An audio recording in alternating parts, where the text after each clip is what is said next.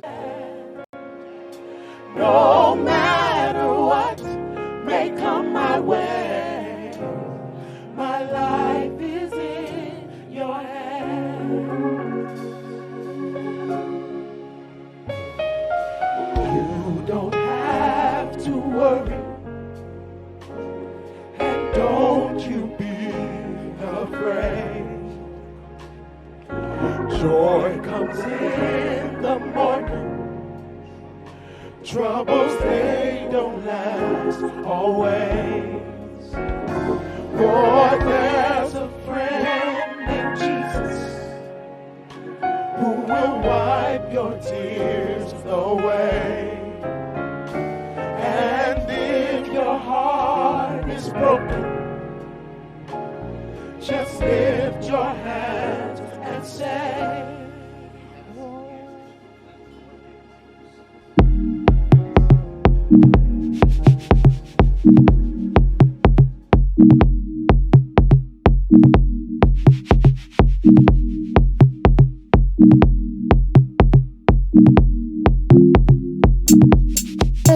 and welcome to the most hated show in the black corner of YouTube. I am your host, the whiteologist, Mr. Blows Your Minds, and this is Black Minds News Report.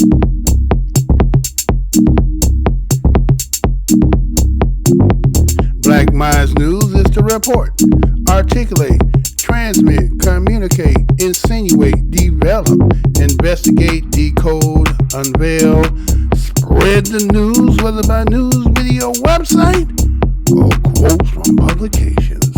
As I articulate this information as the creative universe be here, heart, soul, mind, and spirit. Because why?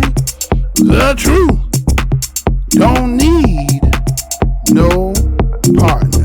As a descendant of the greatest people who created this land that you call the United States, we, the today's children, offspring, and present generation, we give honor to our ancestors. You know what the motto of my show is?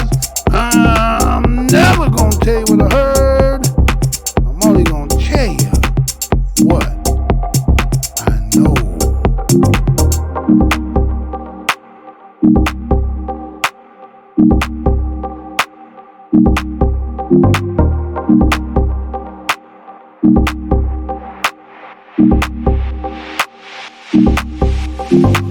Today's date is June 15th, 2020. It is the return of Black Minds News. After a week of a hiatus, we went and we got the show precise to how we wanted. Those who've been waiting for it, we finally got it right. We're going to go ahead and get into some of these things that we had today. Well, since we are trying to get back into being gone for a little bit of period of time, some of the stories I want to touch. One being that the woman that was in, I think it was in New Jersey, some of the stuff she had said, and we got to look at some of that stuff.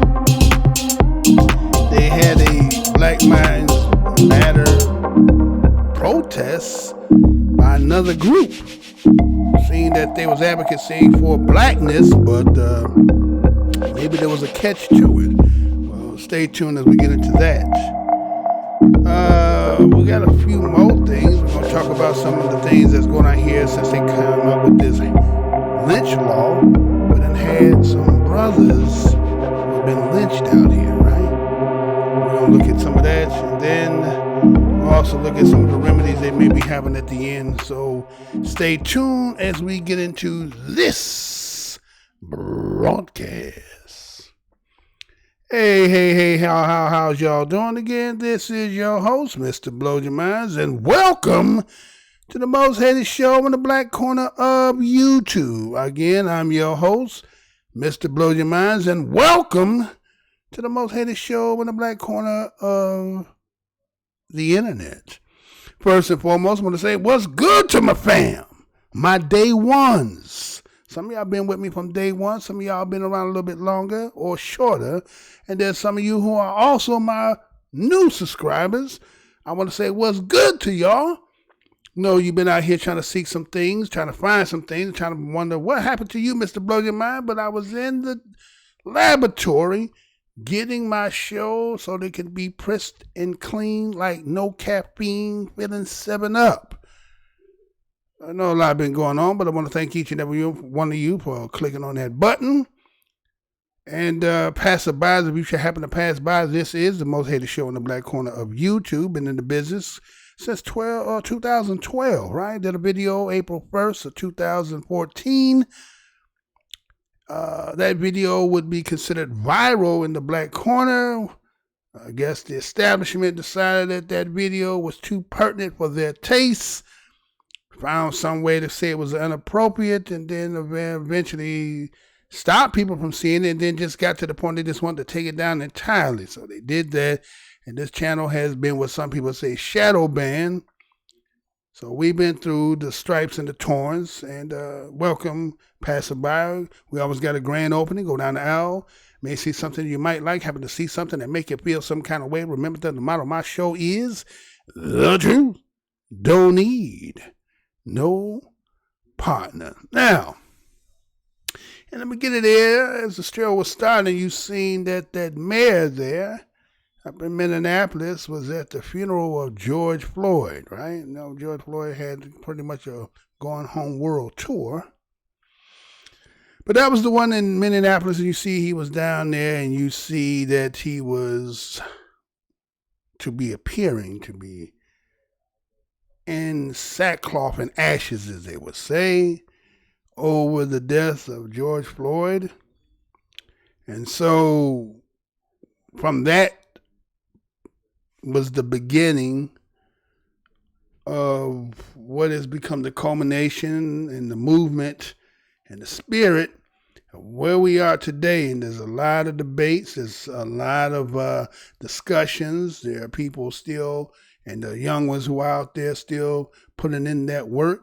We want to congratulate, tip our hats off to you as well.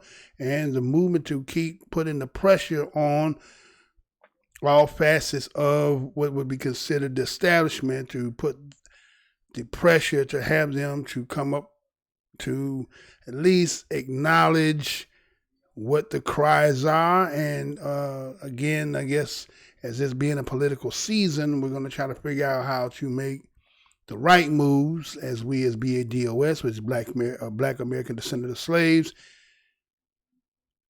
get into the position that some people may believe that political is the way we should be moving, for those who think like that, right? So what does that representate there? You see the white man in front of a casket crying, right? Can we say that the white man in particular is sorry for what done transpired, or is it just an act? Is it something that looks good for the cameras, or is it something that is really truly felt in the heart? Only he or she can really say whether what is true or not.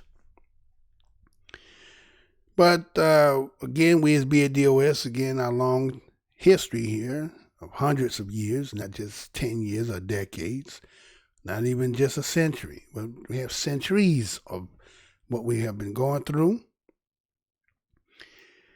And it seems that there's a remedy out here that could be sought after. But again, I remember doing a show one time, and they had put a poll out. And they polled the country and asked the country a question. Do you believe that those as BADOS of the land should be given reparations, right? And so there was a poll put out, and then the stats for those who've seen the show, and it was like, well, didn't seem like we had the majority of the people behind it, right? But where we are right now, it seems that so many people seem to be so open-hearted and so wanted to do something as to make some kind of amends for what we as BADOS have been going through in our whole existence here in the United States. So, well, they say everything that glitters is not gold, and that people may show a display of one means, show a display of one's patriotism, show a display of one's allyship, friendship, when it seems to be trendy. You know, in this day and age, things become popularized because it is the trendy thing. It is the thing everybody is doing, right? But they say in this country that certain people of a particular persuasion have a fragility of mind. And like anybody who's human, right? Keep that in mind. The key word here is human. Anybody with human or the human traits or the human family or human beings, no one wants to be berated, hated on a constant daily basis, even though it may be the truth, right? And in the word, it says that the truth is kind of like a burning reef. If you put it on one's head, it's like somebody took a reef and then soaked it in gasoline, lit it and put it on your head, and you couldn't get it off, so you're running trying to get it off. That's how the truth has been. The revealing of centuries of talk about the brutality, the disenfranchised, the disproportionate in wealth, economics, opportunity, education, you name it, we have gone through it. When they talk about Teflon Don, who's more Teflon Don than we as BADOS in this land? So, the showy display that we're seeing of people coming out and seeming to look like they are really part of this. And like I say, you've seen the mayor there, David, I forgot, what was David's last name? What is David's last name? I forgot his name. But it's David, I know he's the mayor of Minneapolis. And his display there seems to be heartfelt, that he really was bewailing over the loss of George Floyd. Or was it because he's of the head and he had been trying to do some things to remove some of that out of the departments there? But it was a little bit too late for that. So now he has to carry the burden of that. Well, so in the same representation there, there's people of that persuasion. Now we're going to talk about the profession, but of the persuasion, who would also have to carry the burden of what has been the, as I say, the bearer of the inheritance of what one ancestor has left. The burden is heavy. And many people are getting to that point where they believe that, well, okay, isn't it over? Isn't it been enough? Well, I guess we have to see, right, as we go on. But just keep in mind the theme here is kind of like what you've seen.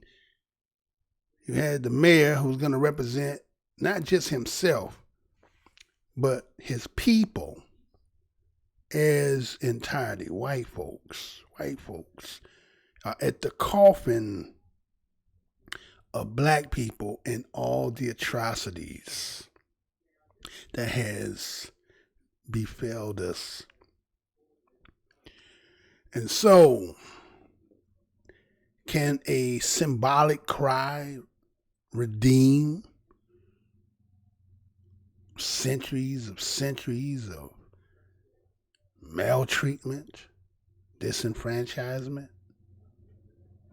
And some people may say an apology is acceptable, is enough.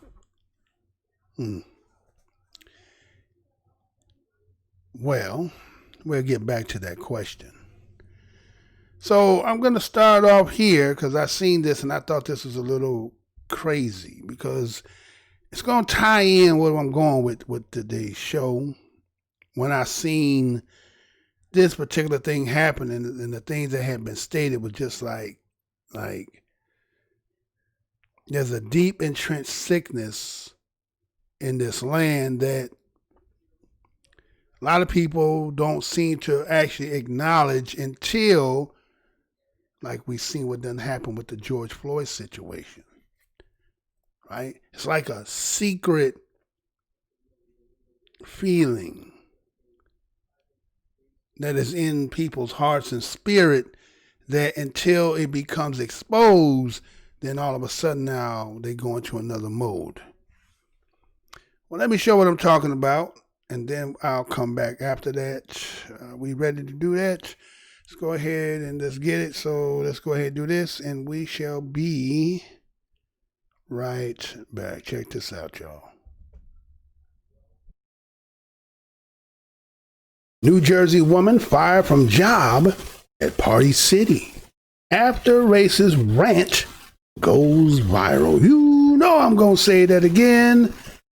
New Jersey woman fired from job at Party City after racist rant goes viral. This story is coming out of NewJersey.com. Story was done January the 12th, 2020, and this is how it reads. Hudson County woman was fired from her job at Party City Thursday after her racist rant on social media went viral, prompting a public response from the company. In the video posted to Facebook Thursday, Jacqueline Michelle DeLuca of West New York appeared to be driving as she recorded a 45-second explicit-laden rant, apparently spurred by a bout of road rage. As she explained how a man in another car ran the stoplight and looked at me like it was my fault, Luca used the N-word multiple times, emphasizing the slur directly to the camera. She then called for violence against Black Lives Matter movement. The video went viral Thursday, notching more than 1 million views. Hours later, her employer, Party City, posted a statement to its social media accounts condemning the video and announcing that the employees who produced and posted the video had been fired. DeLuca was not named in the statement. We have zero tolerance for this type of behavior and language, the Party City statement reads. Party City stands in solidarity with our Black colleagues, customers, and communities. We condemn acts of racism, bigotry, and hate.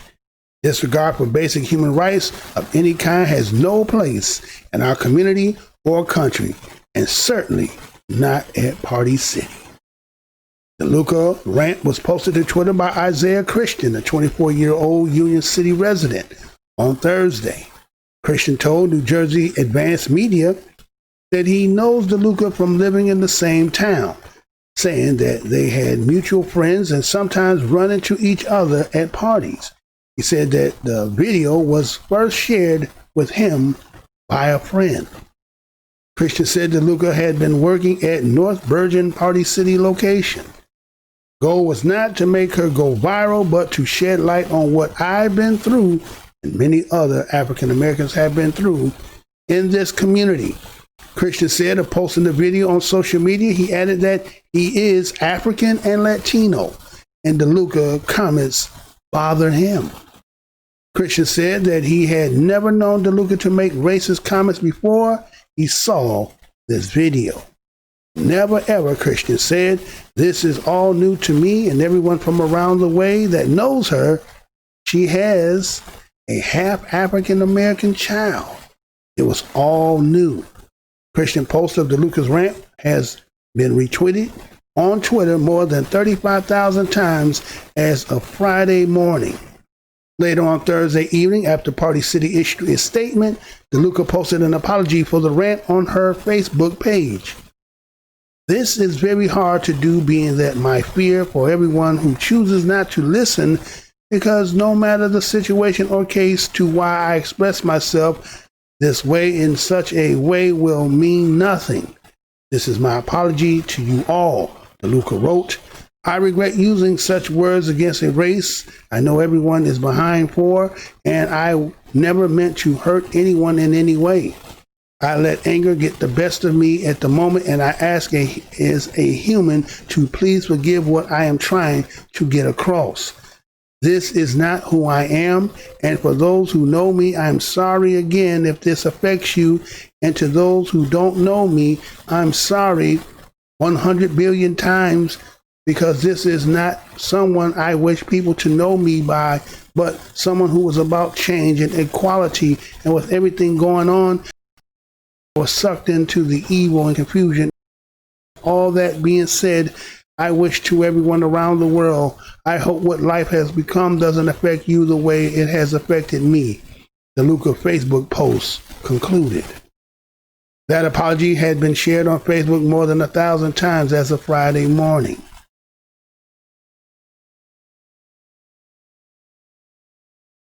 This is why, folks, I don't like motherfucking black people. I fucking hate black people, bro. You know why? Just now, a fucking nigger ran the fucking stoplight and looked at me like it was my motherfucking fault. Fuck all you Black Lives Matter fucking people. I don't give a fuck. Because y'all niggas want to make it seem like it's our fault or the white man or whatever the fuck it is. Bro, like, I don't give a fuck. Kill them all, bro. Kill them the fuck all. This is why, folks, I don't like motherfucking black people. I fucking hate black people, bro. You know why? Just now, a fucking nigger ran the fucking stoplight and looked at me like it was my motherfucking fault. Fuck all you Black Lives Matter fucking people. I don't give a fuck. Because y'all niggas want to make it seem like it's our fault or the white man or whatever the fuck it is. Bro, like, I don't give a fuck. Kill them all, bro. Kill them the fuck all.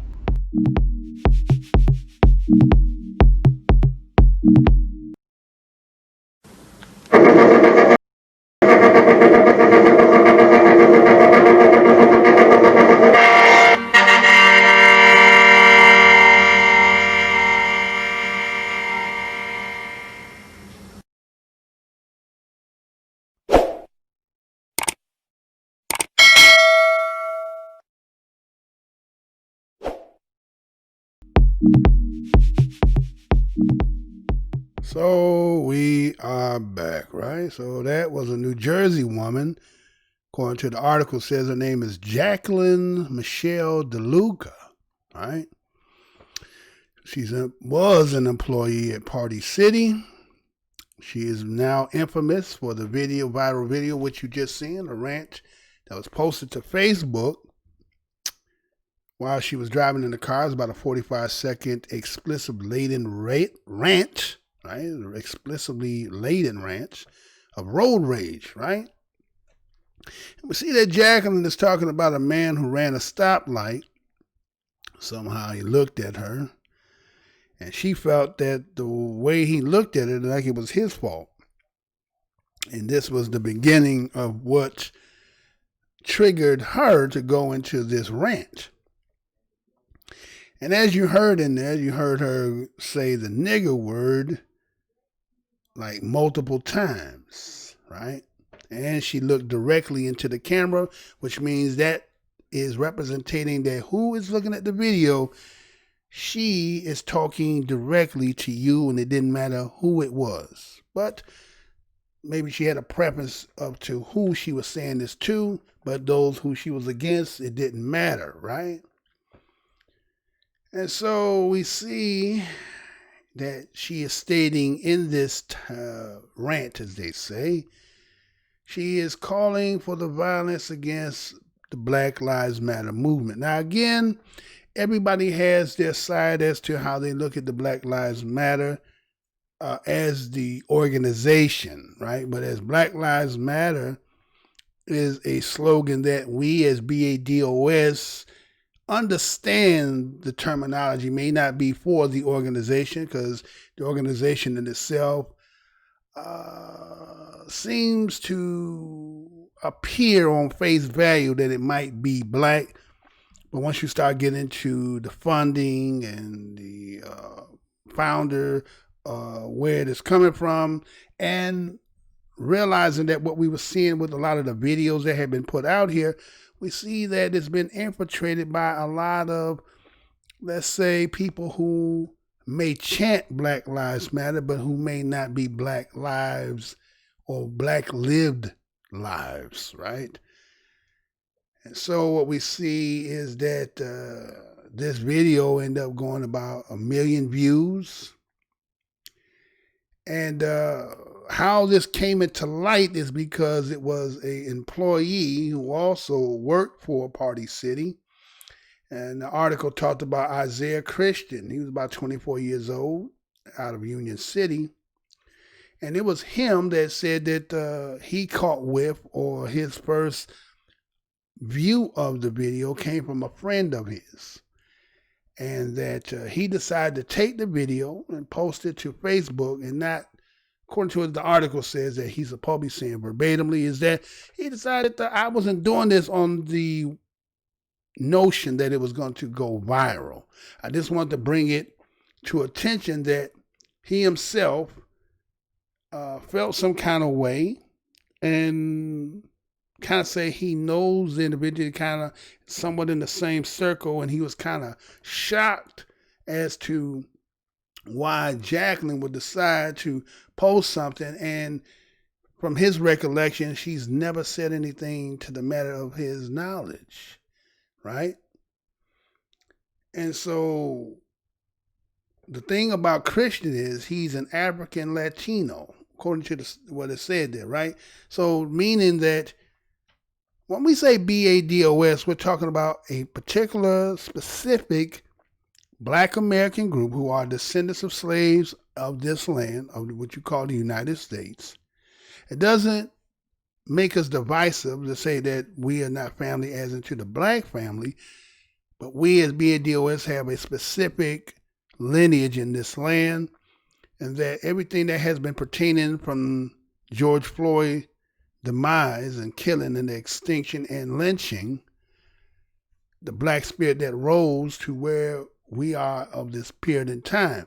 He is not the catalyst, but he was the culmination of what Robin Harris used to say, which is festivity, right? White people got to a level of festivity that was enough shit was enough. And you also had people out here who believe that he is not, from the bourgeois perspective, he is not the typical what they would consider to be a martyr, right? You heard some people out here who went into the background and started talking about his criminal background and so forth, as if like, what did that have to do with what we seen on the video? But we understand this person's motive, reasoning, an illogicness as to what she believed to be Black, when it has been shown out here that this person is really not cut from the BADOS cloth. Now, the reason why I say that is because it's not that you can't advocate on behalf or showing your allyship with BADOS, but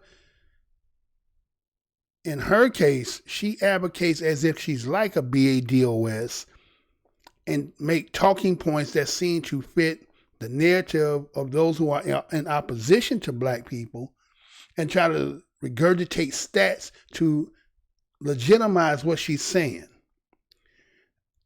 To me, that just makes you seem to be suspect, because if you so pro as you say, those stats are there, but then if you're not going to go in the ins and outs as to the cause and effects, you can state those to be facts. But it's kind of like when Joe Biden was in that video when he said, I don't care if we're the cause of it. Right? Remember when he went through the whole I don't care? Well, that's the same thing here, seems like, with her. She doesn't care as to that, because again, a lot of people say, well, you guys want to be victims. Well, what did you see on the video that day? Was that somebody who was not a victim? And him being the culmination, but let's go back from him going back to all the other lives and still more lives that are being added to the pantheon of innocent black people being, murdered and killed with impunity, right? And so him being an African and trying to align himself with blackness, right? He felt like it was his duty to bring this to light. But the ironicness is, did you notice in an article that it says that Isaiah Christian, was fired because he revealed this video? Now, what would he be terminated for? All right, think about that. What would he be terminated for if all he did is passed along what somebody else had presented it, right? Right? He just presented it. And so he was terminated for that too, right?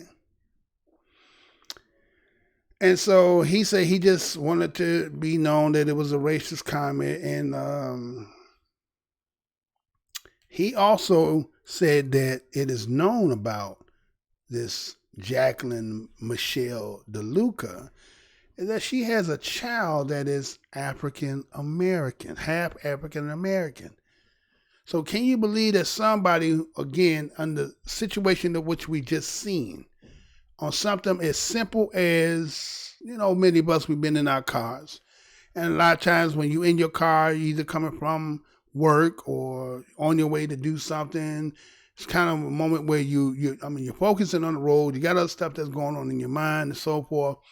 And then you're dealing with how other people are driving. Now, again, you could be an offensive driver, you could be a defensive driver, but then there's situations where people, where they're not paying attention and things happen. And so, people are very, amped up when they're driving. So much situations happen, it don't take much, and people getting out of their cars and getting their fisticuffs and all that good stuff. But in this case, it was just the look, right? It just the look in itself that triggered her to actually turn her camera on. And she felt like this was a good opportunity for me to go ahead and let off some stuff, because maybe in the circle that she runs in, maybe they're talking about all this blackness that has like just taken over the country, right? It's like everything now is about black suffering, black, because she said something that she said that black people are blaming. She said she put herself in there, right? And then with black white men, I don't give a fuck, right? No, that is the sickness that holds in a lot of people who consider themselves to be Latinx. We got to be 100 about this, right? That don't mean it's blanket that it's everybody. But there's a segment of the Latinx who have a deep-seated hatred towards black people. I mean, we was up in Chicago, and Cicero, you were seeing that there was they used the fact of the looting to say that if anybody who was coming within the vicinity that they were trying to protect their community. But there's a video. Can we go ahead and show that video? Because there's a video where they actually were going out there and whooping up on anybody who was basically coming by, right? So I might be able to get that. Let's see. Can we pull that up? Let's see if we can pull that up. So with that being said, let's see if we're good. Yeah, we're still good. All right. So I'm going to go ahead and I'm going to try to pull this up. I don't know. Yeah, because that should have came up, right? All right, so take down. All right, and so I'm going to go ahead and I'm going to play this because this should have came up. But I want y'all to see this because there's a reason why I'm going here. I'm going here because, black folks have always talked about this alliance about black and brown. Now, again, I'm not against allyship, but we have to ask ourselves, what was displayed by Jacqueline Michelle DeLuca is a deep seat in not just her, it's in a lot of them, right? And the people who identify themselves of the Latinx ethnicity, right, or group, but who may feel they more Europeanized than those who might be considered themselves African or black, right? So let me show you what happened up in here. Are we ready to do that? Should be good, right? So check this out. I'll be right back. Check this out.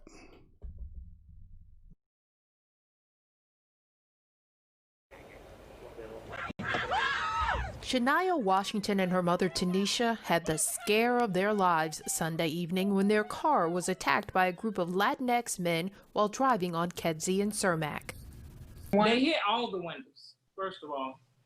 And then they also hit the passenger side. My other daughter was in there. And the glass went in her mouth. The brick hit her in her side, knocked the wind out of her. Everybody they was attacking was black. Cicero activist Luz Chavez shot this video Monday in Cicero. To Cermak and 50th Avenue, if you're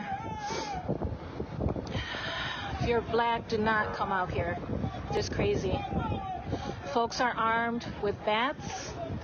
I saw one guy with a machete. She says it was heartbreaking to see the division among Latinx and blacks. There are black Latinos and there are non-black Latinos. And there's just a lot of internalized racism. There have been multiple videos shared on social media of black people being targeted by Latinx gang members, not only in Cicero, but in the city's Little Village and Pilsen neighborhoods following incidents of looting. On Monday in Cicero, WGN saw men with semi-automatic weapons on rooftops and others walking through the neighborhoods with bats and pipes, vowing to protect their property. But residents say it's gone beyond that. Now Latinx groups are holding peace rallies like this one in Little Village to say both races need to be united. Our lives as brown people is connected to the lives of black people. We will never get respect until black people get respect.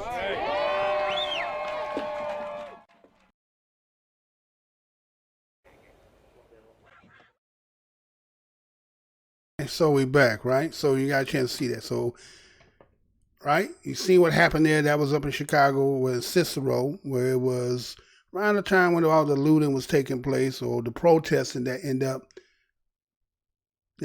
diverted into some looting, right? And so, based on what you were seeing, there was a situation where you see these two sisters who were driving in the car and they got drug out their car and was accosted and was assaulted just for being black and being in the area, right?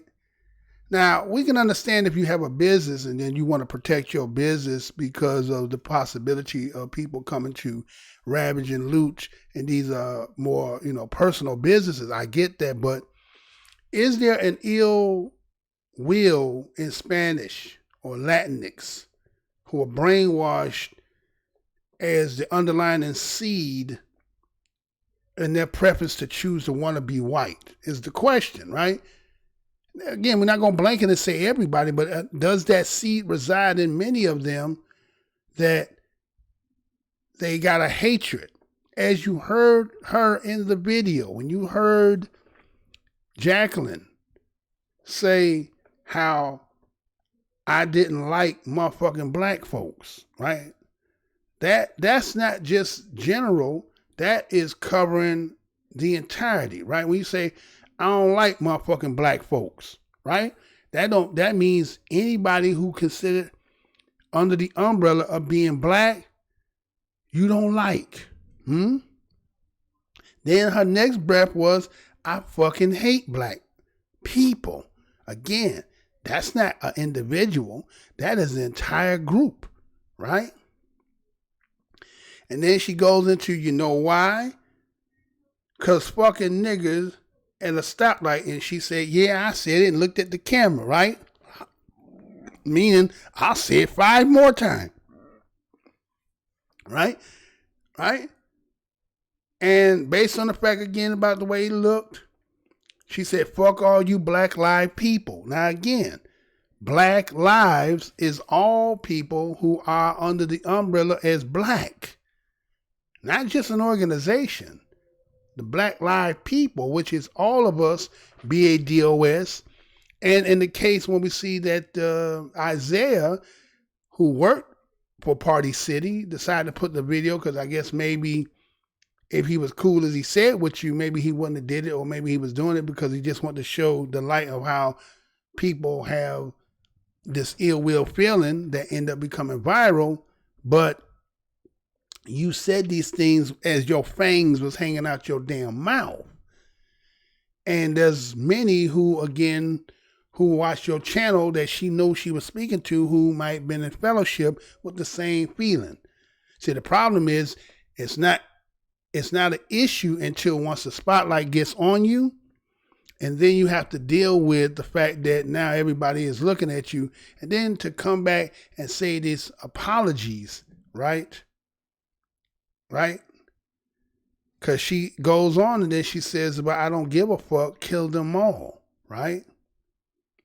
It seems that you're the fault of us or white people, right? And I don't give a fuck, kill them all. Okay, so there is a innate feeling that people want to see black people dead, right? I mean, based on the words that was said there, there's been people hanged. Now, I can't say whether they were hanged after the fact that you said that. Some people may even equate to the fact that, y'all know that, what's his name, Tucker, the one on Fox News, when he was talking about, he was dog whistling the fact that, hey, white people, you know what they're doing out there with this rioting or this, you know, what they're looting? Next, they're going to be going to your house. So in a way, saying that is kind of sending a message to say that, like, this is going to spill onto your yard, so you better do something about it. So it's, you know, that kind of rhetoric, right, that you're spewing may cause people to lose their lives. And so here was a person after the fact that now that it became viral, you want to come back and say some stuff as to the fact that you're sorry. And that, you know, hopefully that what I've done, again, I got sucked into, you know, the big hoopla about everything. No, you revealed what's truly what was in your heart and your spirit. And you're not the only one, but there's many who hold that and harbor that whole feeling, but they just don't get the spotlight to be gone viral. And so can you imagine what kind of mother this is to a child that is an African American? If that's the vitriol that you have in a situation that, again, we all understand about being in the car and how we feel in the road rage, you know, nobody who paying, you know, monthly notes and paying insurance and trying to protect their car, you know, we get that. But where you went with that was had no place in it.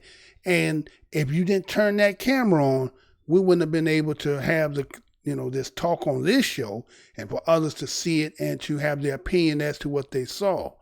And so I did that because I seen it and I thought that, damn, wait a minute, man. You know, do we all have conversations about things that, again, a country that is founded on race, even though a lot of people say, well, race is a construct, it's not real.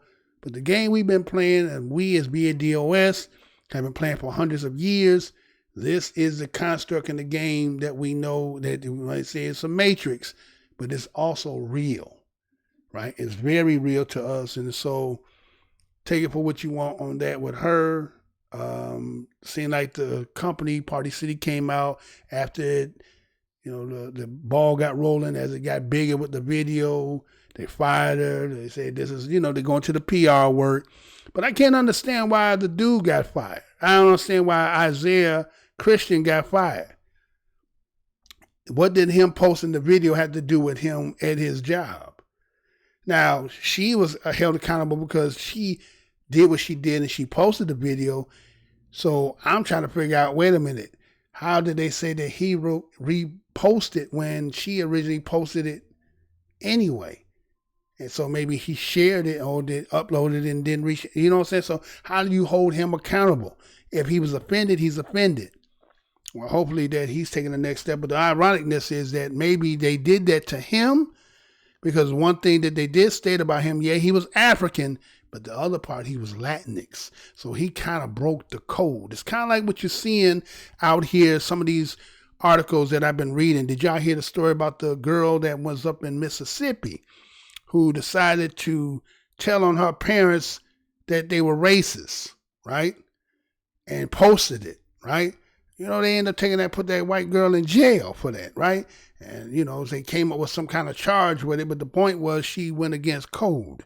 The code is you don't go against us regardless of your feeling, and you getting all caught up in this, you know, mushy shit that's out here, but you stick to us regardless. And that's the dilemma they're going to be going through. But this person here who is of Latin, of DeLuca, I'm pretty sure, you know, Spanish or Spain ancestry. But again, depending on when your people were in Spain, you could also be having some Moorish bloodline in you. You could be some nigger in you. And I think that's another thing too. A lot of these people who are Spanish or come from geographical locations where they also be, like say in South America, you'll have some people who have dark skin and yet still believe that they white because somewhere in their lineage, some white people, and then how that, you know, translate into you could be considered in that is another sick ideology, right? You know, to just show you how deep the psychological sickness that has been permeated through the globe about this thing that we call whiteness. And it's, you know, in the contrast to that being black, that you'll have people who are black as the color of black, but we know that black is really not what we are, but that is what we term it to be. And so you'll have somebody you will see is as dark as they can be, but they have a white ideology. Their mind is white. And that's what you've seen there with this Jacqueline. She has the ideology and mindset that she believes that she is accepted as being white, right? So it's kind of like how the Italians became white, how the Irish became white, how those in Japan and China, they became honorary white. So look at the sickness of somebody accepting you in their group to give you some kind of privilege of mind that when you look at other people who cannot use based on the simple fact that their melanin will now never allow them to be classified that directly, at least in this country. Because I think there's some countries that could be, again, like South America, there's some of them, they got considered to be kind of white. So it's just crazy as fuck, right? It's just really crazy as fuck when you really think about it. But that's what that is there. Tell me what y'all think about it and so forth. And I'm going to go on to my next show here. Matter of fact, think about this.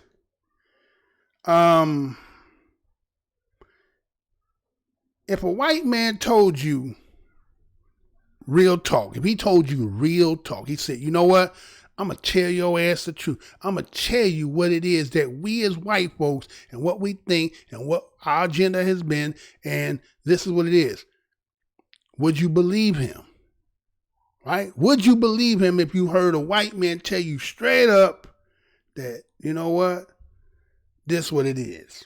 There's some people who are going to hear what is going to be played and still will be like, either put him in a, let's say, put him to the side as if he's crazy and what he says is not true. Now, again, I'm not saying this. He's going to say this, right? And then we're going to go into, because again, there was the protest, and then I'm going to show you how, well, I'm going to do this first, and then we'll come back after that. We ready to do that?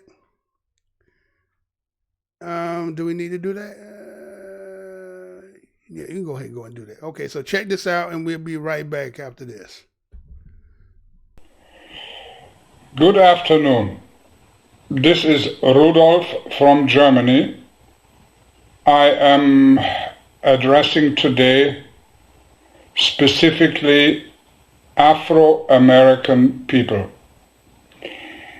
I might be probably the first white man, Aryan German man, who is admitting something to you. I took a long time to think about this video which I'm showing you, a very short one, about the white race. Many of you dark-skinned people, in America mainly, have had a suspicion for a very long time. White people are not really human. And this suspicion has been around for a long, long time. And like any suspicion which is around for a long, long time, there is a little bit of truth to it. I want to admit today to you that white people originating from Northern Europe are called not aliens, they are called Aryans. Sorry about that, my brain don't function so well today. These white people are not really human from this earth like black people are, Indian people are, Asian people are. Yes, they are all humans. We white people are actually a minority, and we are, let's face the truth, also called the tall whites. Not all of us are tall, not all of us are completely white, but in general, that's what it is. And as some of you may know, the tall whites are not really earthly human, but we're coming out of space, out of another galaxy. We are not human as the rest of the human race. We came here from another star, we white people, in order to control the world. We white people all have a secret code, a secret language under each other. We know, no matter how nice we pretend to be, we all stick together in order to control the other races, particularly the black race. And I am feeling so bad about it by now that I had to speak out here on this video and admit it. White people are not human. White people, including myself, all stick together, know the truth which they do not want to admit to you. White people are out of space. We come from another galaxy. We all know our home planet, which we don't want to reveal because we don't want to be attacked. And we have no good intention with you. We do not want to share our wealth with you. We do not want to share our knowledge with you. You have been mistreated hundreds of years ago, and this is very, very bad. And your chances in life, to the most of you, many of you have no chance in life. You can sit and wait for work on a corner with your other friends, and work will never arrive to you. It's very, very hard, I know. And we rich people, we white people, we alien people don't want to share what we have with you, so you have a good time.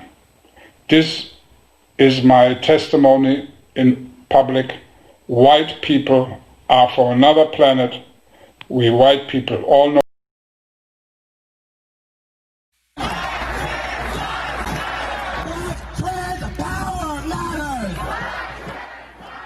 Protesters chanting Black Trans Lives Matter outside the Brooklyn Museum. A number of groups took part in yesterday's demonstration, with transgender activists leading a march that followed. The rally comes days after 2 black transgender women were killed in Ohio and Pennsylvania. It also follows the Trump administration's rollback of protections against gender identity discrimination in health care.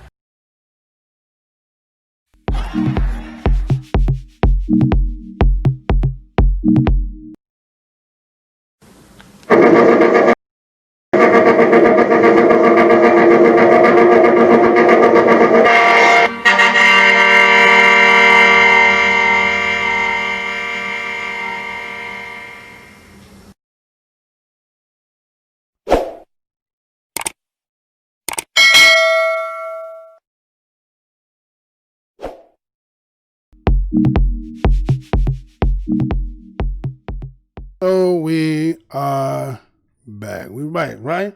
So what you seen there was Rudolph from Germany, right? Rudolph from Germany said that he is a German man, an Aryan man. He gonna tell you something that no other white man will ever say out of his mouth. Now, again, understanding the, let's say, the scale of whiteness compared to, let's say, old Jacqueline, who thinks she's white. He is an authentic white man who decided he wanted to say some things, that he wanted to make his statement known, because he said, based, again, he said specifically those black Americans in the United States. He talking about black people, but he said you in particular, because he said you've always had the notion, right? You always, it's kind of like, you had something that you just couldn't quite put your finger on, like, damn, I know what it is. I just don't, it's kind of like some people will think about the mysteriousness of how the virus came and how it only seemed to be specifically towards black people. Like some people got the notion that thinking that maybe this might be designed, right? This may not just be by coincidence of a virus that just attacks everybody, but it's only specifically attacking you. So you got a notion, right? So that's what Rudolph was saying. Rudolph said, well, maybe you kind of got the notion that you think you kind of know, but I'm going to say, go ahead now. You had the suspicion that I'm going to tell you something here. Now, black people, Asian people, Indian people, you guys are humans, right? Remember, I said keep that in mind from the beginning, right? Keep that in mind. Now, here it is. Rudolph from Germany, a white man, a German white man, said that those that he said from the Northern Europe, those we call the tall whites, they are from another planet. Now you heard, now again, you can take it for what you want again, but some people will hear that and say that's a crackpot. But again, everything else they done told you, you'd believe it. So why can't you believe what he said? I didn't say it. Sometimes some people like, when black people say it, you don't hear it. But boy, somebody white said, you heard it. Now you heard Rudolph from Germany say what he said, right? And so he's trying, again, that might shatter a lot of yous hearing that because of the programming that many of you got. But he told you that, as being these people who come from outer space, another planet, they can't tell you what it is because they ever told you. I guess that's why we understand about aliens and from Orc and all that other, you know what I'm saying? Because they know a lot about that. Because I guess in the normal realm of our thinking, again, before like monster movies and killer movies, I don't think that was in that was in the thoughts of our minds. You understand? But you interjected that in there, and then we slowly start to, for a lot of you, because that was not something I really felt like was entertainment, right? But, there's a lot of people out here who think watching, killer movies and, snuff movies, that shit is entertainment. Not to me, I kind of feel like, okay, what the hell do I know about that? When we go to sleep, I don't know. Unless you see all that shit when you go to sleep, then I guess you can, bring it to life. So anyway, so he's talking about from another place out of space, and that he said that they came here to control the world, right? You heard Rudolph say that. He said, we here to control the world, and that we as these white people, right, we got a coded language, that secret language that we know how we talk with each other that you wouldn't understand, right? And that, again, kind of like the dog whistling, right? Like there's some people who will say that, let's say, for instance, they use the term out here, white supremacy, right? So the white supremacy out here, and people will, deny it, will not, let's say, acknowledge it. But Rudolph said there's a secret coded language. So there's some things that they won't disclose to you. I remember our late now ancestor, Francis Cress Welsing, had once said that if you got a white friend, ask them if they want to be truthful with you, to tell you things that what white people say when nobody of color or others are around. Then you find out what kind of friend you really got, right? So in this case, Rudolph has decided that he wants to, have a come to Jesus moment. He said, well, this is what it is. And so he said that they may pretend Now they pretend that they really like you. Right? This is him. He's saying that, right? These are the suspicions that some of us already knew, and there's many of you who can't understand that. Now, am I here trying to make you not like white people? No. I'm just telling you what Rudolph said out here and doesn't say it. Rudolph said this. Rudolph has told you something that you probably not hear a white person ever say directly, openly, ever. And he decided to change something. Now, again, this is him saying that, right? So he said, they pretend that they really like you. They all stick together. They all know the truth, right? He said they all know the truth. They will not admit it to you, right? That they're not willing to share their wealth nor their knowledge. And I'm trying to figure out, well, shit, if you came from another damn planet, your ass didn't come with no money. You didn't come with no damn knowledge. So y'all motherfuckers must have been runaways. So that goes into, hold on. So that means that everybody that comes to here, especially we talking about here in the United States, everybody is some runner from somewhere else except for we as BADOS. Let me say that again. Everybody that we in contact around here, in this country here, is runaways from somewhere else. There ain't nobody here. That only people that been here is we, BADOS. Because Rudolph said, hey, we came from outer space. There's some wealth and knowledge we're not going to share with you.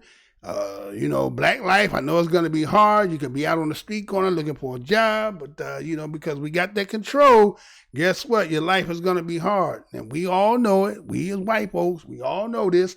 We don't want to really tell you what we are, because then you'll be attacking us, right?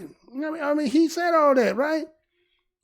And so, if somebody tell you who they are, do you believe who they are? Or is you have to put him in the category as a loon or put him in the straitjacket? Is Rudolph telling the truth? Or is it just now that some of you are now coming to having your eyes open to see? Now, again, we're not here to blanket. We just going to sit here and say again, it is for them to make that. So now the point I want to make on that is, you've seen in the second clip there, you've seen the protesters outside in Brooklyn, New York. There seem to be masses and masses of people that look primarily more white to me. And they were holding up the signs of Black Lives Matter. And they were all supposed to be as an allyship to Black Lives Matter. But then they had a twist to it. Ain't that something? They had a twist to it. Now, the twist to it was Trender Lives Matter. Black Trender Lives Matter, right? Black Trender. That's a Black Trender? Black Transgender Lives Matter. I don't know what the hell is a trender. I guess I was tying the TR and the gender and trender, right? Like Trina, but okay. Black Lives Transgender Lives Matter, right? Now, again, I done did a video for them who had seen it where I tried to show that they went into the pantheons of our history, found somebody who fit that might have been a cross-dresser at the time and tried to use them as the catalyst for making the movement about about LGBT, and it has a black face on it. In that video, I went and I explained some things, broke it down to you, whatever. Those who've seen it, if not, go check it out. But once again, as Rudolph just sat there and told you, what appears to be that somebody seems to be trying to advocate for you, right? But they're not really advocating for you. So when they say Black Lives Matter, people seem to always show us that Black lives don't matter. Now, in this case, what you did is you said about transgenders. Now, accordingly, from 2013 to 2020, there's been about 7 deaths, right? And there's names, and there's some recently of 2 transgenders. That one is in Philadelphia. I forgot what the other one was. And so, so they were really in protesting about this particular individual, at least what they say. Let me say what they say they were out there protesting for is that there was the black transgender. Now the thing is, LGBT who subscribe to that group, who are black, you know damn well that the white LGBT don't really accept y'all. You know it's no different than, because that's why I told you in that video, it's black first. Your preference about what you sleeping and what you doing ain't got jack to do with it. But see, they use that because why? They want to change the narrative off of the white fragility of mind, the white guilt that's going on. That's why you seen the Billy Porter come out, right? You seen the Billy Porter come out talking that when he was talking, and then when Candace Owens and, you know what I'm saying? Oh, but even though Barack Obama came out, right? But see, what they hide behind, see, that's the whole thing here. People like to hide behind things acting as if like they really activists. Well, they saying Black Lives Matter, but they saying specifically about transgender. Now, keep that in mind, and I'm going to come back to this point because I want to show you something. I want to show you the true reason why they did what they did. See, don't these people be slick, man. And for those who might just happen to click on this video, then you happen to be, you know, black first, and then your preference of sexual LGBTQ, let me show you. See, if you think they're not trying to co-opt, that's again, like we talking about Black Lives Matter and the organization. Many of us don't subscribe to the organization, but we understand Black Lives Matter. And you understand how Black Lives Matter and how it's funded and who orchestrated and how it's allowed, back doors allow other people to come in to infiltrate. Let me show you how that was a lot of bullshit when you seen them out there acting as if like they was down for the black transgenders and saying their lives matter. Let me show you what they really was out there for. You ready to do this? Let's get it. Check this out, y'all. Be right back. We're tracking another story making headlines right now. We check in with Phil Blower. All right, Jason, good afternoon, good evening. The Trump administration has now finalized a rule that will erase protections for transgender patients against discrimination by doctors, hospitals, and health insurance companies. Several LGBTQ rights groups immediately condemned this change. Human Rights Campaign organization says it's going to mount a legal challenge. Now, the move comes on the 4-year anniversary of the Pulse nightclub shooting in which 49 people were killed. We're tracking another story making headlines right now. We check in with Phil Blower. All right, Jason, good afternoon, good evening. The Trump administration has now finalized a rule that will erase protections for transgender patients against discrimination by doctors, hospitals, and health insurance companies. Several LGBTQ rights groups immediately condemned this change. Human Rights Campaign organization says it's going to mount a legal challenge. Now, the move comes on the 4-year anniversary of the Pulse nightclub shooting in which 49 people were killed. We're tracking another story making headlines right now. Right, so we are back, right? Huh? See, they made you think that they out there because they for the black transgender. They wasn't out there for the black transgender. See, this is how we have to be mindful that there's people out here who were trying to co-opt. And let's just look at history. A lot of people will tell you, well, we was out there. We was marching with Dr. Martin Luther King, and we was out there for civil rights. No, you weren't. You were out there on your own damn agenda, right? You was out there on their own damn agenda. So what they do is they'll put you, that one who feels susceptible and want to be accepted by these people, they'll parade you to make you feel a little bit good, but the whole thing is they're not really out there for you.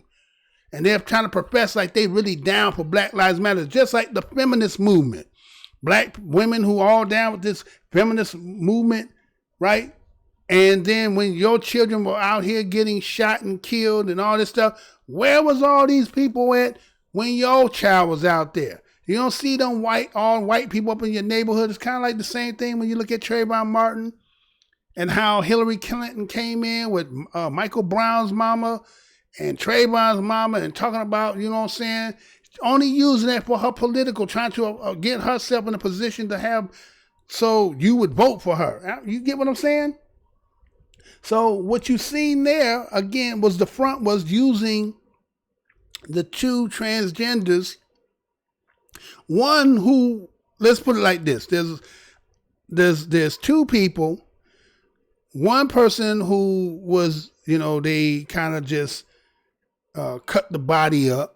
Right? It was a gruesome killing. They don't know who it is, but they attributed it to the fact that probably because the person is transgender. We don't know, because we have to be honest and say that, let's say that a person is being a transgender, which means that I would have to say that you're still a black man, right? You're still a man. Now, again, what your mind's saying, what you want to say that you feel is different from what your biological makeup is, right? So here you are again. Let's just say you still would be in the pantheon as a black man. And when we talk about Black Lives Matter and police brutality and seeing the crux of the bigger part of that is as being men, I don't care what your sexual preference is, but biologically what you was born as is a man, right? So, but if you're trying to put your sexual preference first before who you are as an ethnicity, then now you allow these people to now what? Co-opt you. Now it gives you a place of solace of mind that you feel like a group that you in, but y'all know the real truth of the matter is they not really fucking with y'all like that. Let's put it like that. They really ain't fucking with y'all like that. Y'all still feel black, even in amongst a group that is, primarily white. So y'all not still getting, y'all in there still being discriminated against. So you might as well just come on back home and be black. But see how they use that to show like the solidarity with Black Lives Matter? But they had a twist on the shit. The twist was, we out here for transgender. Well, if black is black, it don't got nothing to do with your sexual preference. See, that's some shit too. You gotta look at this shit. You can be LGBT and still be white, as if like white people already ain't got privilege, and then get some added shit because they talking about with this special group I'm a part of too. So are you as a black person in the LGBT, are you getting any of that shit too? Are you excluded from that? Or unless your marriage or relationship is with one of them, maybe you get some kind of perks in that. Maybe there's some amenities in that relationship. But if you're solely and you black on the LGBT side, and that's your love, do you get the same preference? Probably not, right? Probably not. So we see that they use that, again, one who did get killed, don't know what the other, and the other one, according to what the article had talked about, stated that a 14-year-old and two men lure this other individual in to rob them of money and car and somehow end up being dead. So, but the way they now say it is maybe possibility they did it because of transgender, but they said, according to the reports of the article, was saying that no, it was just a robbery that they lured the person in to rob them. But see, they needed for the agenda that they land, and so now here they saying it. But then I showed you what the true motive was. What is the true motive of why they was out there? Well, let me show you. The true motive is this. That, President Donald Trump had announced on Friday that he was eliminating the Obama-era regulation. Okay? Prohibiting discrimination in healthcare against patients who are transgender. Now, again, that in itself is encompassing all of them. That transgender there has no color on it, right? That is saying anybody, whether you black, white, Hispanic, Chinese, whatever, this is about you, right? Now, accordingly, this being June, the first day of June, is probably Pride Month, right? Another important story that I want to ask you about tonight, the Trump administration announcing that it is eliminating an Obama-era regulation prohibiting discrimination in healthcare against transgender patients. That's Don Lemon there, right? Hold on. Yeah, that's Don Lemon. Okay, hold on. Can you get that one? Because it seemed to be, it's doing that. Okay, hold on. We'll find it to that there. Okay, take that off. Okay. Can you take that off? Take that off. Okay. Should be good. No. Now. Okay. Now you should be good. Okay. So what that being said is that, okay, so they also are putting intertwined into this is also that it's the 4-year anniversary of the deadly post-night club shooting. Remember that back when the 49 people were killed at the LGBT venue in Orlando?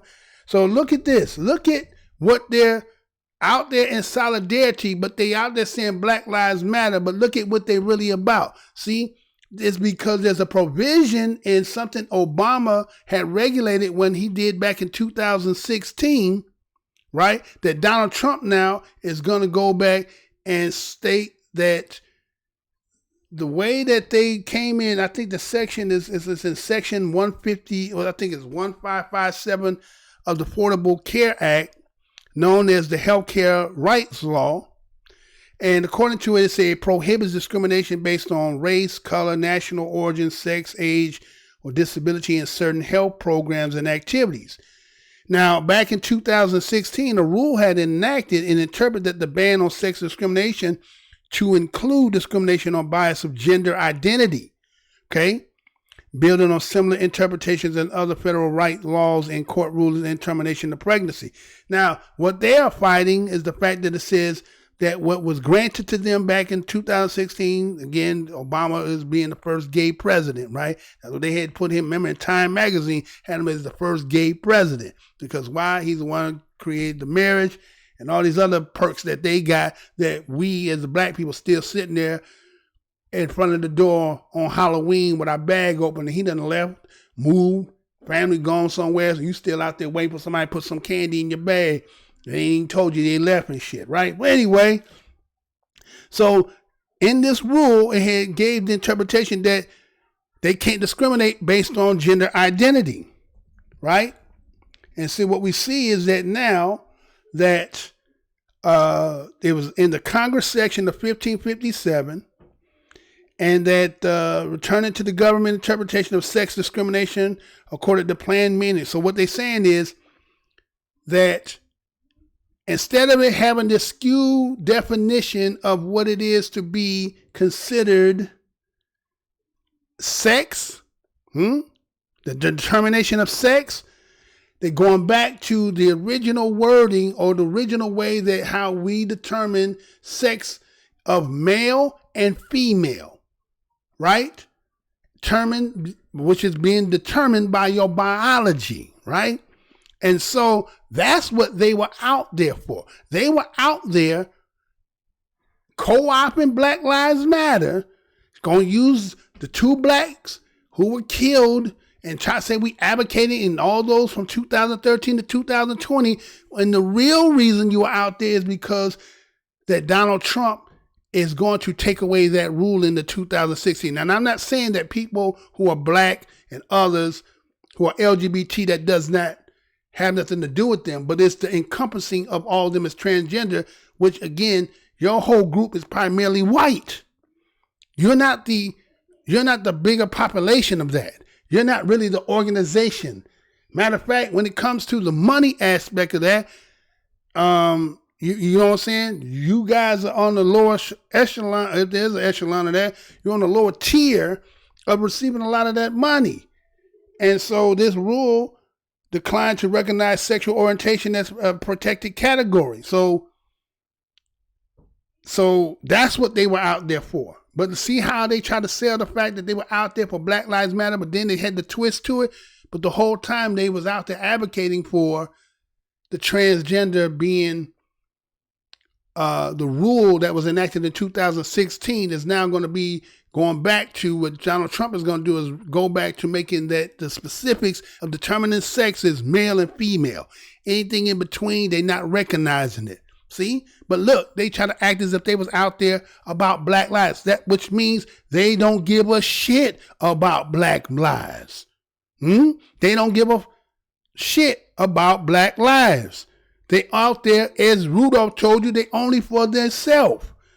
Rudolph told you what the game is. So if I had to let you say the white man say it, so when you see it, now you know what it was. Even in those groups that you think that somehow you go in here to get solace because you feel like, well, black people don't accept. Black people accept you for all that. You got to remember, those who might be part of the LGBT group that are black. The reason why that your people were the way that some of you may have gone through in life is because why? The fight with the LGBT group is not with your people. The first teachings that your people got came from a book called the Bible. So if the Bible is the first teacher and what it was instilling them when it comes to about, we're going to say family, structure, law, your fight is not with your people. Y'all have to fight with the church.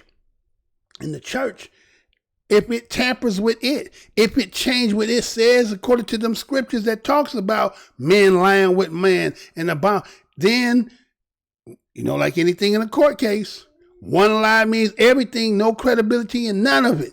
So that's what a fight is. And so now that we are what we at, I think that your sexual preference before your blackness, I think y'all have something y'all have to sit back and really look at. You black first, regardless to what your sexual preference and what your sexual likeness is. So they used you, and they always use you. And y'all know this ain't nothing new. Y'all know this already, but you have to come to that realization and know that. So it is what it is, right? So, remember what that Jacqueline said, right? That Jacqueline DeLuca. And she said, kill them all, right? Right? Welcome, kill them, right? So I seen a couple stories recently. And we're going to go ahead and touch them right quick, right? And go here and then come back and do the next one, right? So check this out. Well, yeah, we do. Well, yeah, go there. Yeah, go there and there. Go there. Then go there. All right. Yeah, because he should go for it. Okay. All right, check this out, y'all. I'll be right back. Check this out.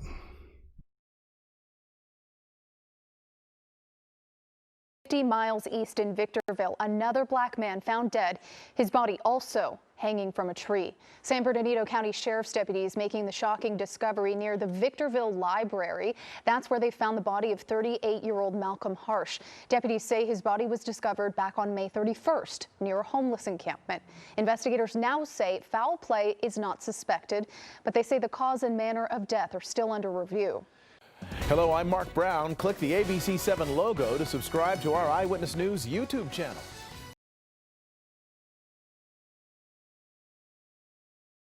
California's Attorney General is being asked to investigate the death of a young black man who was found hanging from a tree. The initial finding of suicide alarmed the community. Some fear the Wednesday death in Palmdale, some 60 miles north of Los Angeles, could be foul play. CBS's Jonathan Vigliotti reports. Can I also ask that we stop talking about lynchings?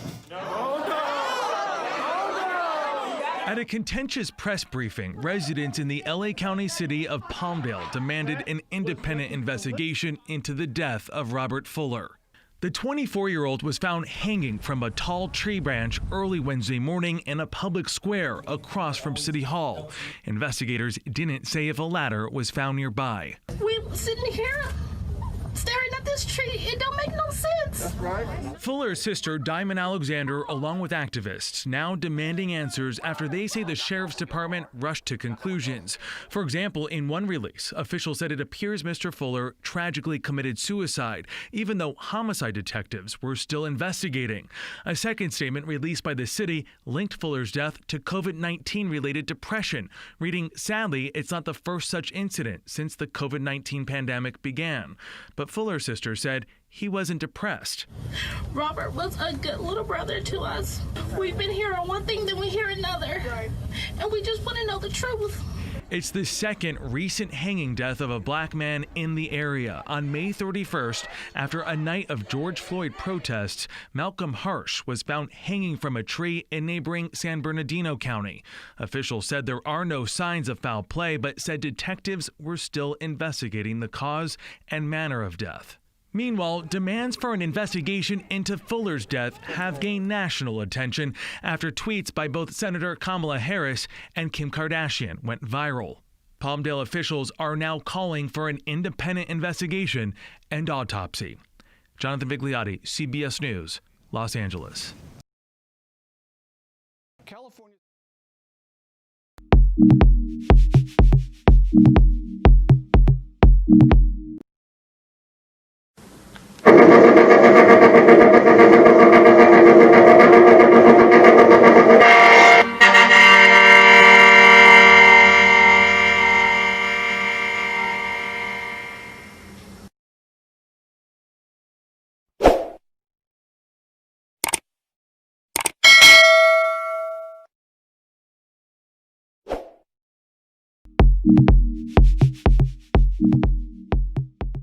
So we are back, right? So you probably heard the story. If not, two brothers. Actually, there's a third brother. As I was starting to set up for this show here, I think there's a third brother that's out there. You have Malcolm HARSCH, right? That was actually had been found lynched 10 days before the other brother that was Robert Fuller, right? And so you see that in both of the stories that you see that they try to determine that they try to use the fact of COVID-19, right? They try to use COVID-19 based on people being depressed and not know what they're doing. That they try to make it seem like they're just hanging themselves based on the COVID, right? And they don't want to contribute it. Again, we as BADOS and the history that we had in this country, and the song of strange fruits is something that is very familiar with us, right? This is not nothing new. And so,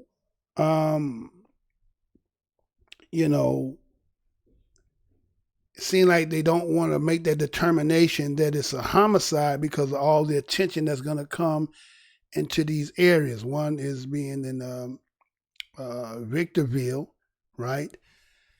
And the other one is in California. And so at the time, and again, as of all the stuff that's been happening, again, you have movements out here who are going after some of the Confederate flags. There's the trying to defunding police. There's the demand for justice for George Floyd. And then there's many other cases that have arisen even after the George Floyd situation. A lot of stuff that has been seen through the protests where you've seen elderly white men being knocked to the ground, head bust wide open. Bust to the white meat show.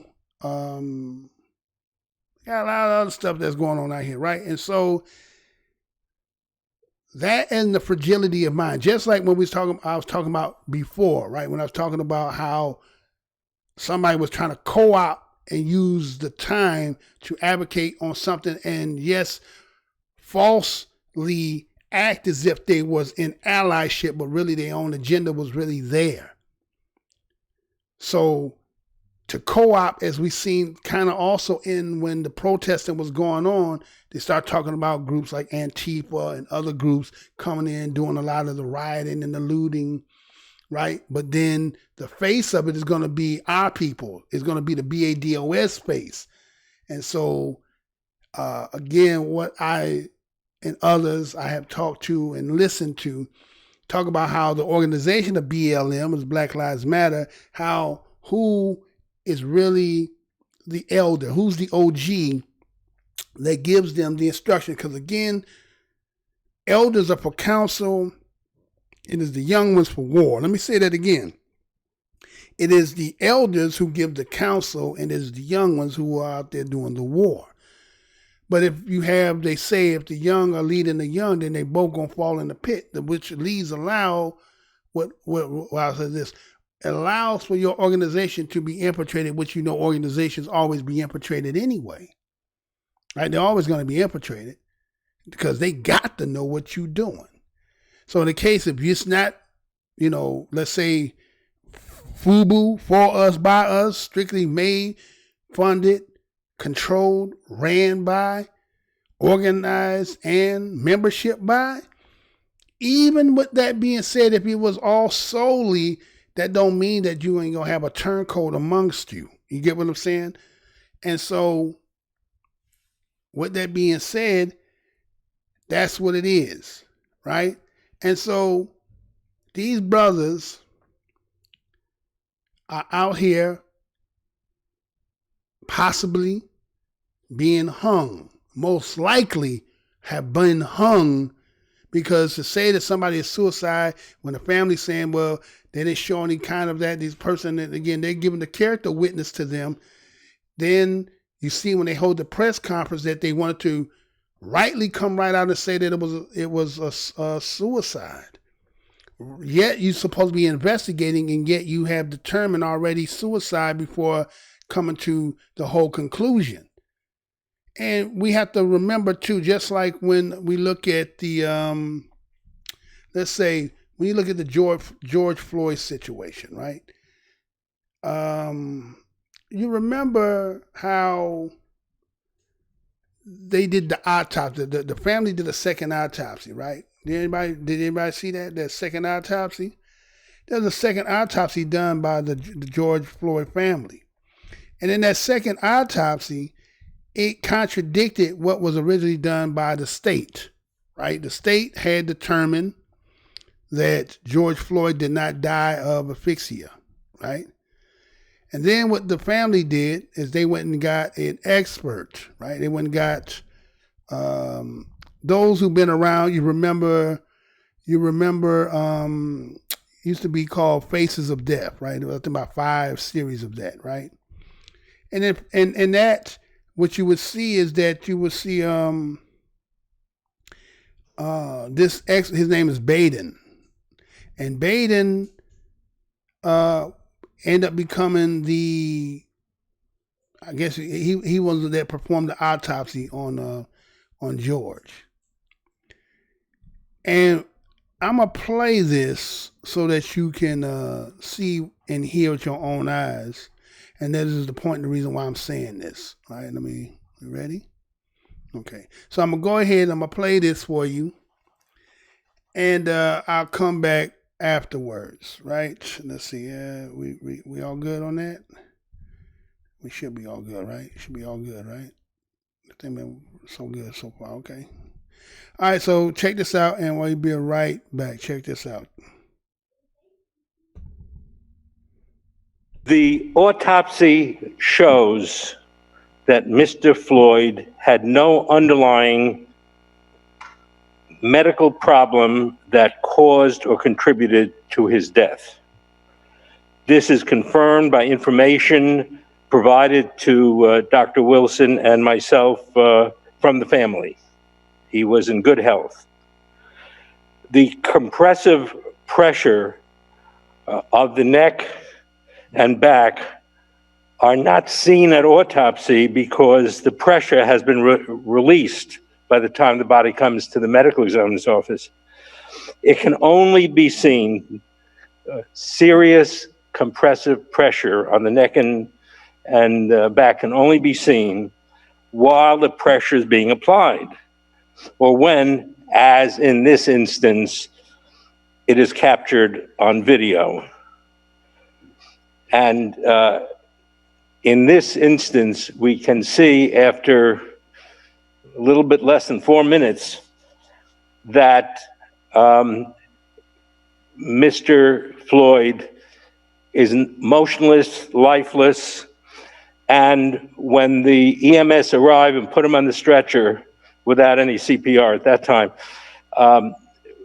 during the ambulance trip, he did not respond to CPR and did not respond to cardiac shock.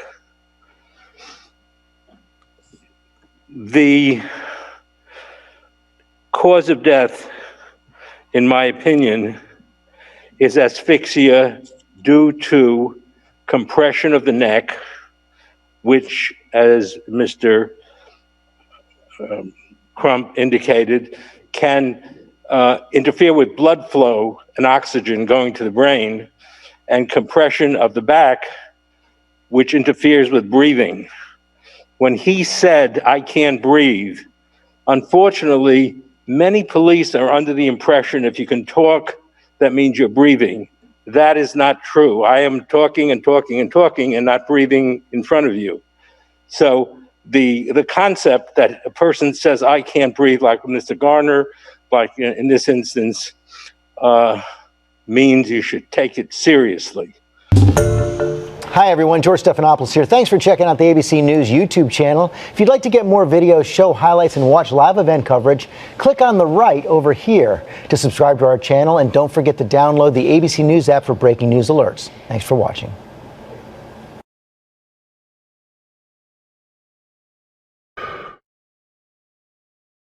So we are back, right?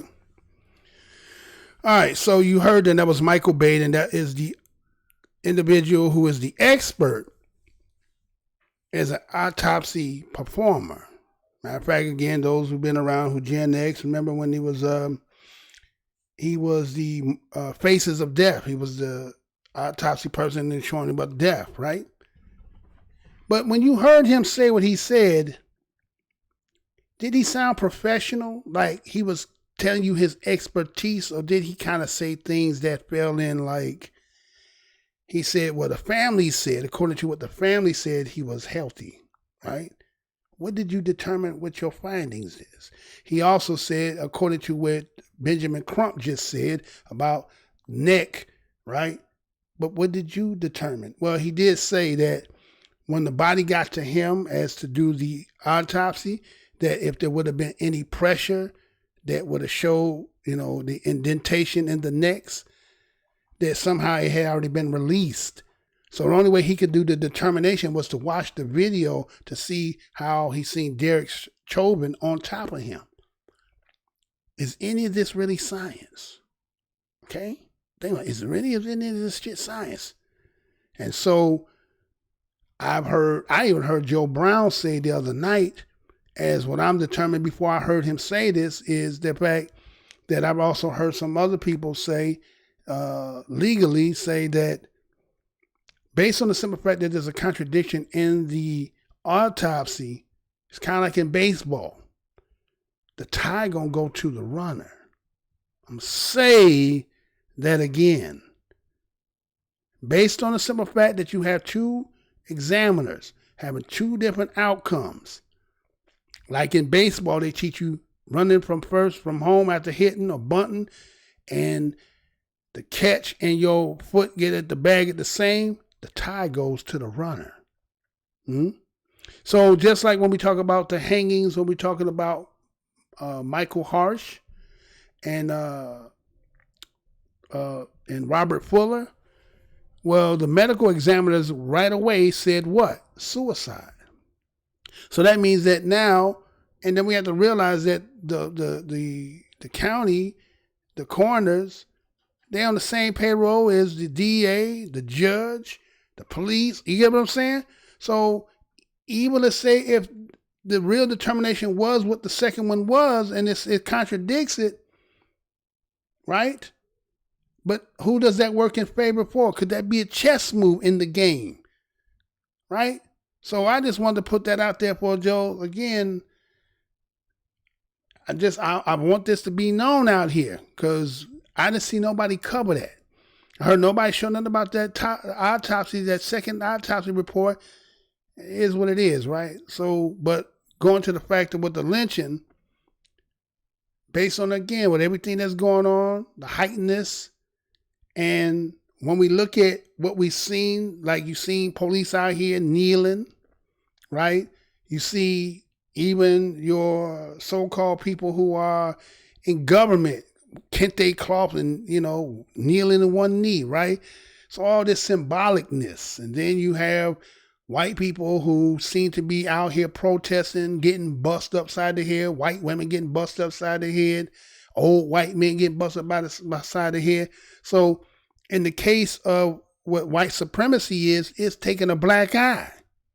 But then there's still another group that's out here who has not said nothing. And when we start seeing these strange fruits again start to pop up here, and here, those to me are the symbols of something that somebody is talking without being seen, right? So the families are saying they're not trying to take the report, and then matter of fact say, well, where is there video? And they say there's no video. One of this is really kind of on the grounds of government. And you're saying that none of the cameras work there, right? So there's a mystery here, and will it ever be resolved? Or is it better to keep it in their eyes to not get it? But again, we BADOS, we understand when we see that. Who decide to go ahead and hang themselves, right? There's other ways you probably could do it, but a hanging, I don't think that would be one of the choices you would do. Matter of fact, I think the last time that we heard, and matter of fact, there was a sister that was coming over in St. Louis that says that she was out there advocating and her son ended up being hung up on her porch. I remember some brothers in the black corner who were trying to advocate on behalf of her and was supposed to protect her. I haven't seen nobody talk no more about it. I don't know whatever happened to her, you know. But she said her son wasn't, and then the way that the noose was tied and all that, said he didn't know how to do all that. So again, they're going to sell us that. But again, in the time and era that we in right now, there's going to be a lot of stuff. And this black corner, where y'all getting your information again, as you see, the show is a lot more crisp. We doing it what we is. We back now. We back. And the way I've been trying to get this show to where it's at now, this is it. It can't go nowhere but even getting greater and greater. But we where we want to be right now. So stay tuned to more of the Black Minds News as we take this, and we're going to keep going on because there's going to be a lot. As we sitting on the tower watching, there's going to be many things that's going to be starting to fruition. So we have to all be mindful and continue to keep our eyes open. So again, you know, our condolences go to these families. Some people, they want to sell us again that people are taking their lives based on the simple fact of a pandemic. Black people been through pandemics our whole existence. This ain't nothing new to us, right? That's why so many people kind of like, well, shit, our pandemic, and they outside like they don't give a shit. Well, shit, we done been through everything. Matter of fact, I think even Bill Cosby said, he said, you done did everything you can do to me except kill me. That's what Bill Cosby had said. He said, shit, you done did everything to me, right? So I guess that's what you say. They say Teflon Don, right? So anyway, moving on, getting to the end part of the show, but I got two more to go, right? I got two more to go. So since we kind of talked a little bit about, and matter of fact, the show started off with the mayor crying at the casket of George Floyd, and then I showed you the autopsy, right? Right? So the mayor was that, again, propaganda to show that he had some true feelings. And I'm saying that is the representation of how those who consider themselves not to be in that, that's how they feeling. But then the casket represents we as BADOS and what we've been going through in this land. So did y'all hear this? This one here. Did you hear this? Because again, I just told you about the coroner having contradiction with the original coroner report, right? Then y'all heard that, maybe you did hear, that there was an individual who worked with George Floyd, right? So I want you to hear this, and we'll be right back. Ready to do that? Let's get it. Go.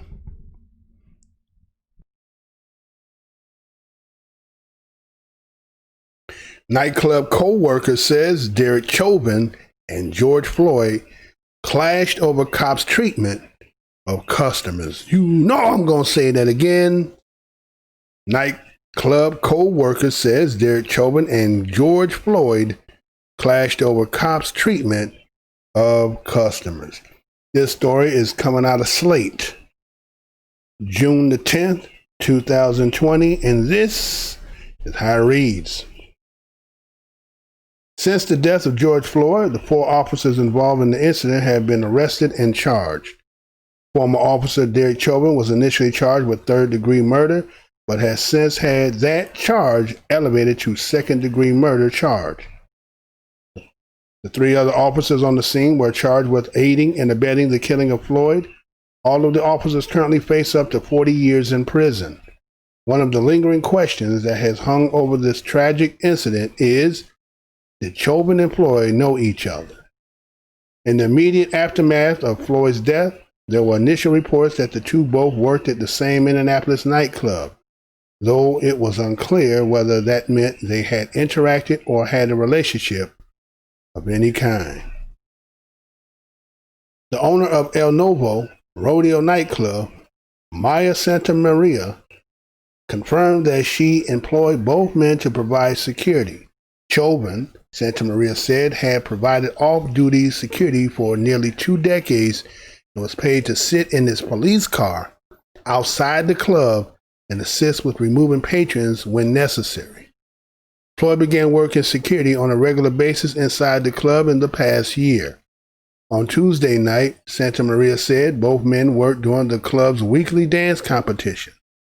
Another worker at the club, David Pinney, told CBS News that Chauvin and Floyd not only were familiar with one another, they had a history. They bumped heads, Pinney said. It has a lot to do with Derek being extremely aggressive within the club with some of the patrons, which was an issue. Santa Maria said that she never received complaints from her other workers about Chauvin, but that customers would sometimes complain about how the off-duty officer treated them. Floyd, on the other hand, was beloved in the Latin community because he worked at another Latin club too, according to Santa Maria. Is there any doubt in your mind that Derek Chauvin knew George Floyd? CBS News asked Penny. No, he knew him, Penny said. How well did he know him? CBS News asked. I would say pretty well, Penny responded.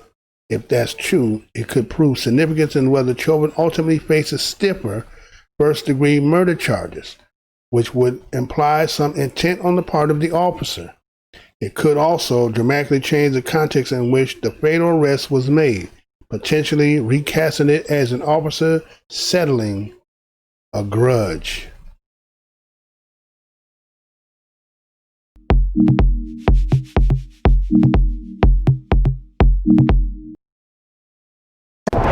Now at 11, there's new insight about the former police officer now charged with murder in the death of George Floyd. The two men worked together at a nightclub, and tonight we're hearing that they had a history of not getting along. CBS 4's Jeff Pegues has more from Minneapolis. Tonight, CBS News is learning new information about George Floyd and Derek Chauvin from a man who worked security with both of them at this nightclub in Minneapolis. Co-worker David Pinney is breaking his silence, telling us that the two men had a history. What kind of history? They bumped heads. How? It has a lot to do with Derek being extremely aggressive within the club with some of the patrons, which was an issue. The Floyd family says it believes what happened on May 25th was in part personal. Is there any doubt in your mind that Derek Chauvin knew George Floyd? No, he knew him. How well? We interfaced with officers. How well did he know him? I'd say pretty well. Maya Santa Maria, the owner of the now torched club, described how Chauvin treated black patrons.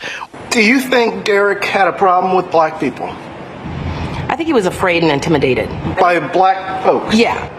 As the investigation continues, other cities across the country are considering police reforms.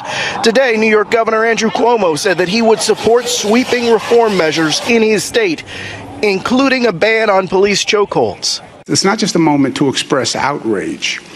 It's a moment to do something about it and to make real reform and real change. City officials here in Minneapolis are discussing the possibility of defunding or dismantling the police department, but even those who are in support of the idea don't exactly know right now what that really means. Jeff Pegues, CBS News, Minneapolis.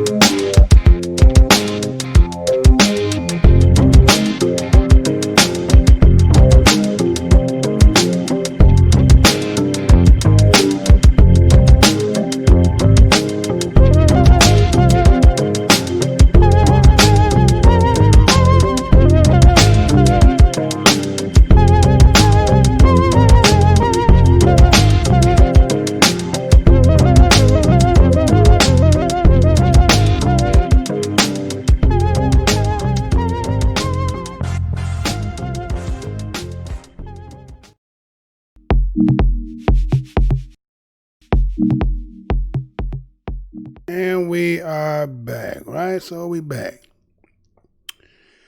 So maybe y'all heard it, maybe you didn't hear that, right? That originally they had came out and stated that a co-worker who worked at the same club as George Floyd and Derek Chauvin had came out and stated that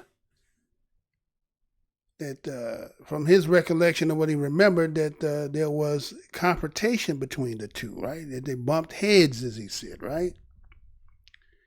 And he came out with that, and so it was like, oh, okay. So for some people, they felt like, well, okay, this made sense, right? That there was some kind of history between the two, right?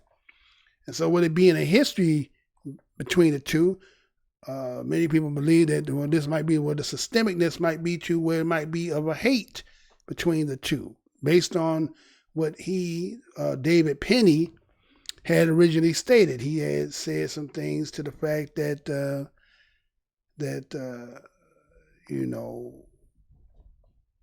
bumped heads because of certain nights and the way that he dealt with certain customers on that particular night, that George Floyd would step to him or try to, vouch for that the people that he might have wanted to arrest. That the store owner herself, her name was Santa Maria, right? Maya Santa Maria, stated that she also believed that he was intimidated and so forth, and he had issues with black people. So he came out with that, and then right after that, he came right back after that, right? Now you heard in the video what he said, right? So we see that David PINNEY came back now, and he states that he mistaken Floyd for another unnamed African-American employee. What? So he's now saying that he sat down in the interview that you seen him sit down and have, that he was talking about somebody entirely different than what you heard the interview asking him, and specifically asked him things, right? And in that interview that you heard him talk about, he said he worked at the same club, right? He worked at the same club. He's a part-time security there. And he said that he said Floyd's name. He said Floyd knew Chauvin pretty well. Wait a minute. In order for me to think that you mistaken identity, then you have to tell me that then the other individual that you're talking about has to be his name George Floyd too. So there's two George Floyds working at the same place. Because otherwise, how can you have a sit-down conversation with somebody saying somebody's name certainly, and based on the simple fact that, let's say prior to you doing the interview, who in this country, who in this world hadn't heard the name of George Floyd, that even it came out of the mouth of the Pope? Now, I'm not saying whether the Pope is valid. I'm just saying the Pope even was saying his name, right? So here you who claim you worked there, and the thing that you said in this interview, right? You said that you knew for a fact that Floyd knew Chauvin pretty well, right? But then you said, well, I confused Floyd with someone else, a mix-up. Wait, how is that? Wait a minute. We heard you on the video say his name. Why are you saying George's name if you don't mean George? Then you would say, if the other person who it is, wouldn't you say his name? All right, but it's all right. Just pay attention to this, right? So accordingly, they got Maya Santa Maria. Now that's the woman who owned the club that they worked at, right? Now she's the one, according to what they say, connected PINNEY to CBS. Now wait a minute. Here is, let's say, for anybody who could think of this hypothetically, you got a job or you own the business. Either you get hired or you hiring, right?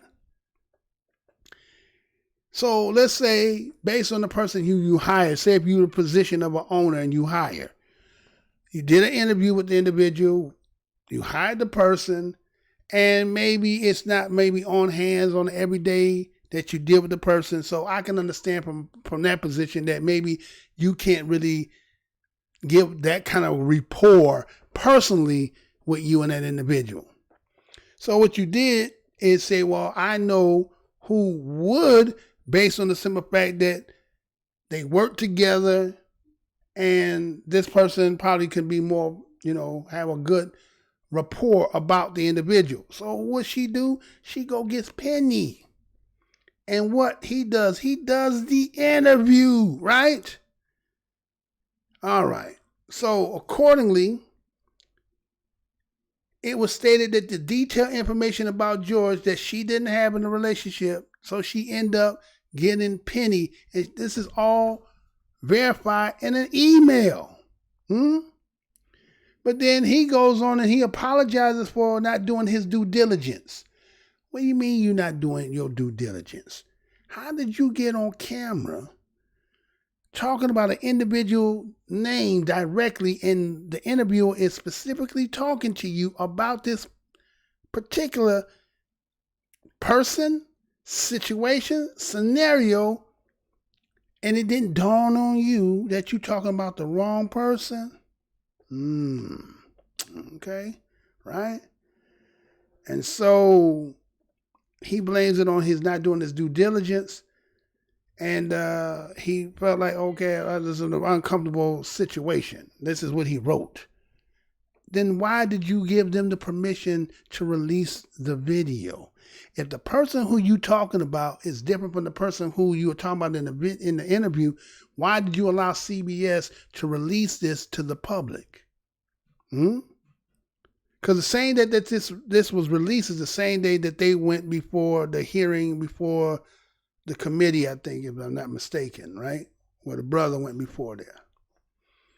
And so a lot of people, based on this, admission, believe that you can upgrade this to first degree. So we had to say somebody sent somebody a kite. A bird with a note came and sent somewhere, right? And so remember, in those who seen when I did the Trayvon Martin 4-minute mystery solved, remember the person who did the autopsy, right? The Asian cat came in on the day of the trial when it was his time to testify about his finding in the autopsy. He came in and said, I don't know zero. I don't know anything. I know zero. Right? So basically, that's just what happened here with David Penny. David Penny went to having an on face-to-face interview, said these things, and now he's reneging as if like I had the wrong person. Huh? Think about that, right? So he says that he did stand on the fact that he said that Chauvin was an extreme aggressive person. He goes on and he talks about several incidents he revealed between Floyd and Chauvin. Now, wait a minute. How can you say that and yet you saying that you're talking about the wrong person? Then you seen in the video where there was an interview asking point blank, how well did you know him? Or how well did he know him? Meaning, how well do you think that George knew Chauvin? Right? Then he asked him another one and said, is there any doubt in your mind that Derek Chauvin knew George Floyd? He said there was no doubt in his mind he knew him. Now, wait a minute. He is specific in this question and what he asking you and saying the name. So you coming and doing an interview, and you talking about not doing your due diligence, but you talking about a person that, again, is somebody you say also that you thought he's like your brother, that you worked with him, he was your superior, you was underneath him, and you don't even know who you talking about? Huh? Come on, man. Right? That's all I'm saying. Again, like I said, when this case gets to, when it finally gets to that point where they had to come with this verdict, the whole world will be watching this verdict. Huh? A lot of people think it's a closed shut case. It's signed, sealed, it's done. You heard what the autopsy, the expert Michael Baden say, right? Now a person who once said that there's a possibility there was some, they would known each other, now said that was somebody else. That ain't him. Right? So, only time going to be able to reveal at the end. But again, Black Mind News has shown what's out there. You can take it or leave it alone. That's up to you. Right? Take it or leave it alone. So, this part here, I'm going to play this here for the simple fact that I don't know if anybody heard this, but they had the article that was out there. And I thought that, I had just recently put something out talking about this. And then I didn't know that that's what these two individuals was doing. Well, this is going to kind of trip some of you out. But again, check this out and we'll be right back after that. Let's go ahead and get it.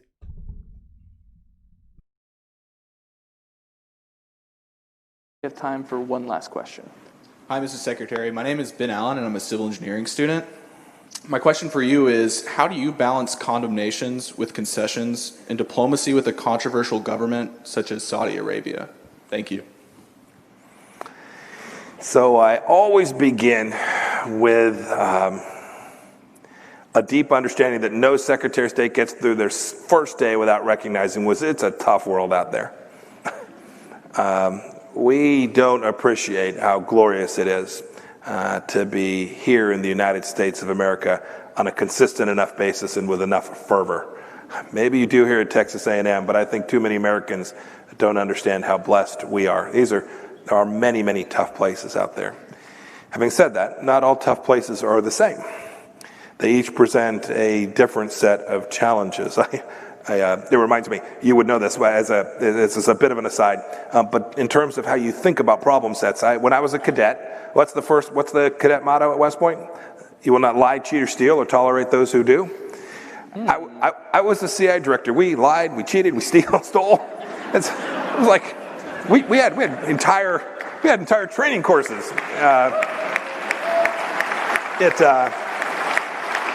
It reminds you of the glory of the American experiment. And so when you deal with these countries, you have to just recognize they're not all the same.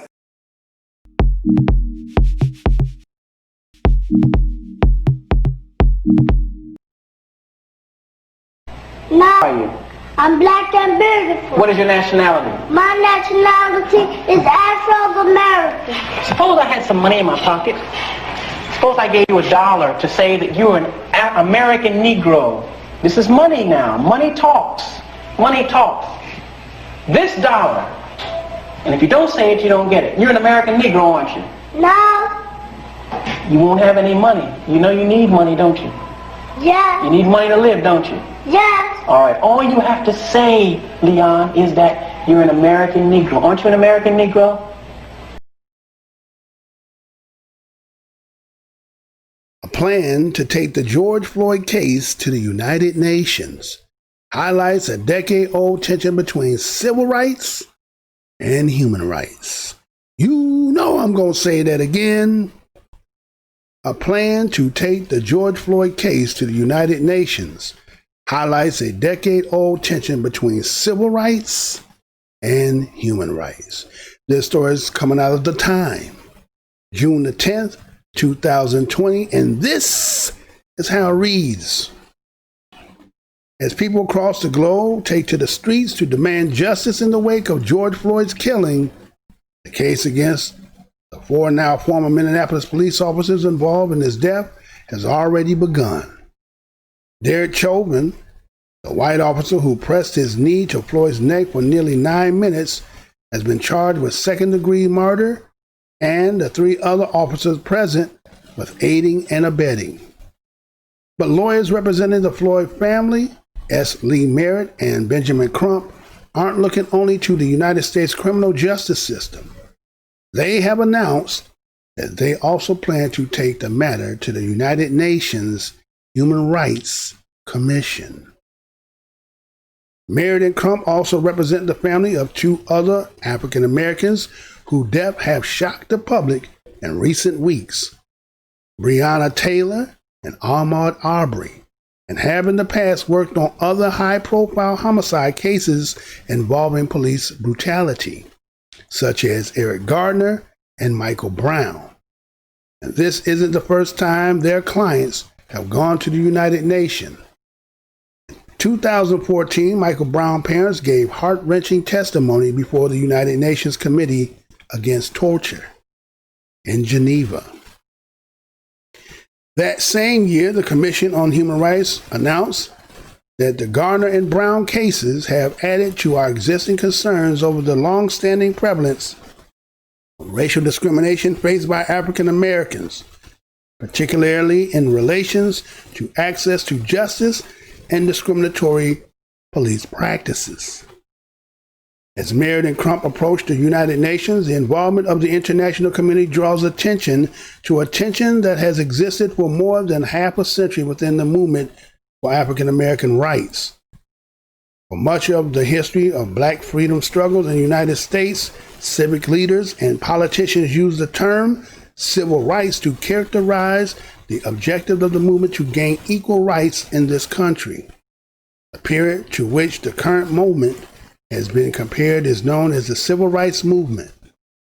But not everyone at that time thought that civil rights were the goal. Malcolm X, who abandoned the philosophy of black nationalism in favor of the more inclusive internationalism, a philosophy that aimed to encourage allyship with oppressed people globally, admonished black Americans in the mid-1960s to abandon the domestic agenda for civil rights in favor of an international agenda for human rights. In fact, this effort has been called the unfinished work of Malcolm X, which came to a tragic halt when he was assassinated on February 21, 1965. The problem with civil rights, Malcolm argued, was that such a framing defined the matter as domestic issue, focused on guaranteeing African Americans equal access to the rights of the United States citizens. In his view, that limited the potential of the movement and left black people at the mercy of a government that had ignored its pleas for equality since the post-Civil War era. Malcolm X was no stranger to police brutality. In Malcolm X, A Life of Reinvention, Manny Marable recalls a notorious incident involving Los Angeles police and the Nation of Islam in 1962, which reads like a story ripped from today's headlines. On April 27, 1962, while members of the nation were delivering clothes from the dry cleaner to their mosque, two white police officers who were on a stakeout approached the men, believing the clothes were stolen. The details are murky on what followed. After some pushing and shoving and a call for backup, which brought at least 70 additional officers to the scene, the mosque was raided. What is clear is that 15 minutes later, when the dust was settled, 7 Muslims were shot. Marable explains. They included Ronald Stokes, a Korean War vet who was fatally shot from behind while trying to surrender. Less than a month later, Malcolm X delivered a blistering speech against LA city officials for their willingness to tolerate police brutality. By 1964, Malcolm X had split with his spiritual mentor Elijah Muhammad in an NOI to launch what he called the Organization of Afro-American Unity, with a rallying cry for black people to set their differences aside for the common goal of black liberation. In his classic speech, The Ballad of the Bullet, delivered twice on April 3rd and April 12th, 1964, less than a year before he was assassinated at the Audubon Ballroom in Harlem, he channeled the sentiments of Revolutionary War patriot and slave owner Patrick Henry, who in 1775 ironically cried, "Give me liberty or give me death."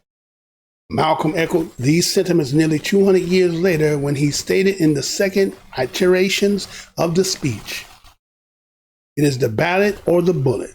It's liberty or it's death. It's freedom for everybody or freedom for nobody." At the conclusion of this speech, Malcolm admonished Black Americans to approach their freedom struggle from an international viewpoint, which would reframe the struggle as one not for civil rights, but for human rights, for which they would be entitled to seek the aid of the international community. When you expand the civil rights struggles to the level of human rights, he stated on April 3rd, you can then take the case of the Black man in this country before the nations and the United Nations. He also explained how he saw the difference between civil rights and human rights. You can take Uncle Sam before a world court, but the only level you can do it is on the level of human rights. Civil rights keep you under his restrictions, under his jurisdiction. Civil rights keep you in his pocket.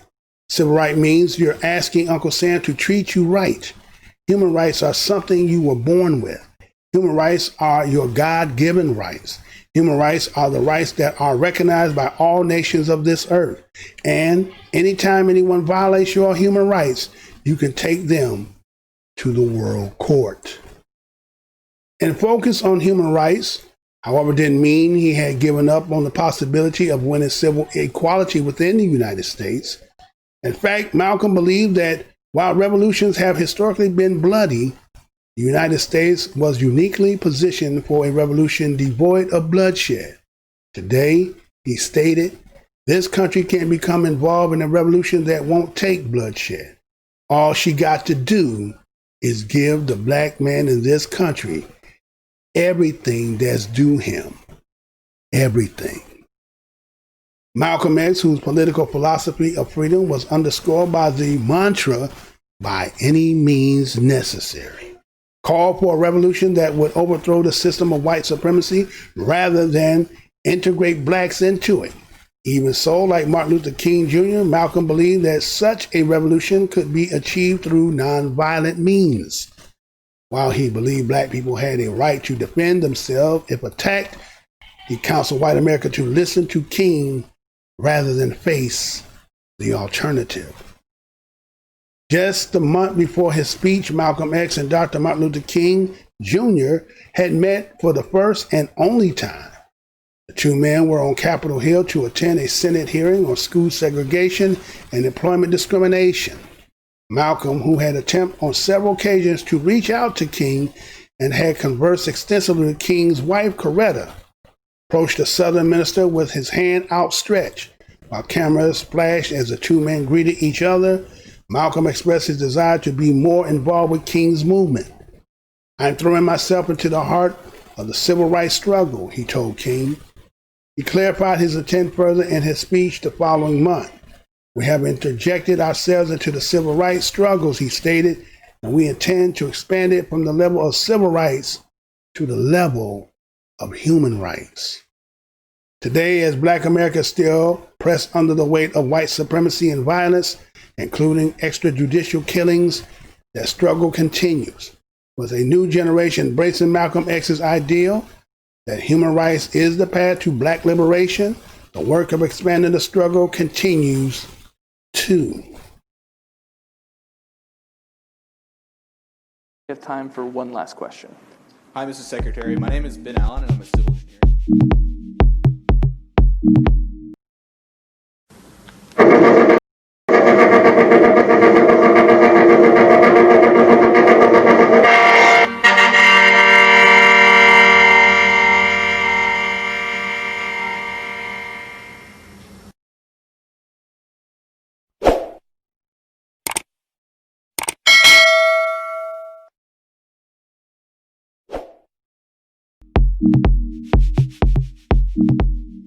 All right, so we are back, right? So,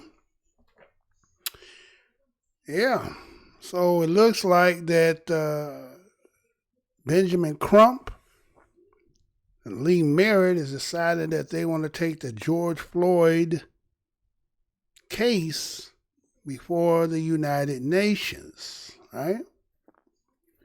And also in that article, it talked about that prior to that, that Michael Brown and the Trayvon Martin had been taken before, and accordingly that they said they had put on notice, right? They put on notice, but nothing was done, right? Nothing was done. And so maybe is this what, a lot of people were kind of suspect about Crump and Merritt being kind of like, some people would say, ambulance chaser, that they were always getting into high profile cases. But to see what they're trying to do now, maybe this was part of their chess move, right? Because it looked like every high profile case that has been done, it looks like these two have been involved in it. Well, Tatiana and, you're going to have the Breonna Taylor, Ahmaud Arbery. I mean, there's a lot of cases that they have been a part of, and, Botham Jean and so forth. And so collectively, everything that they bring in before and the charge that they're trying to take, well,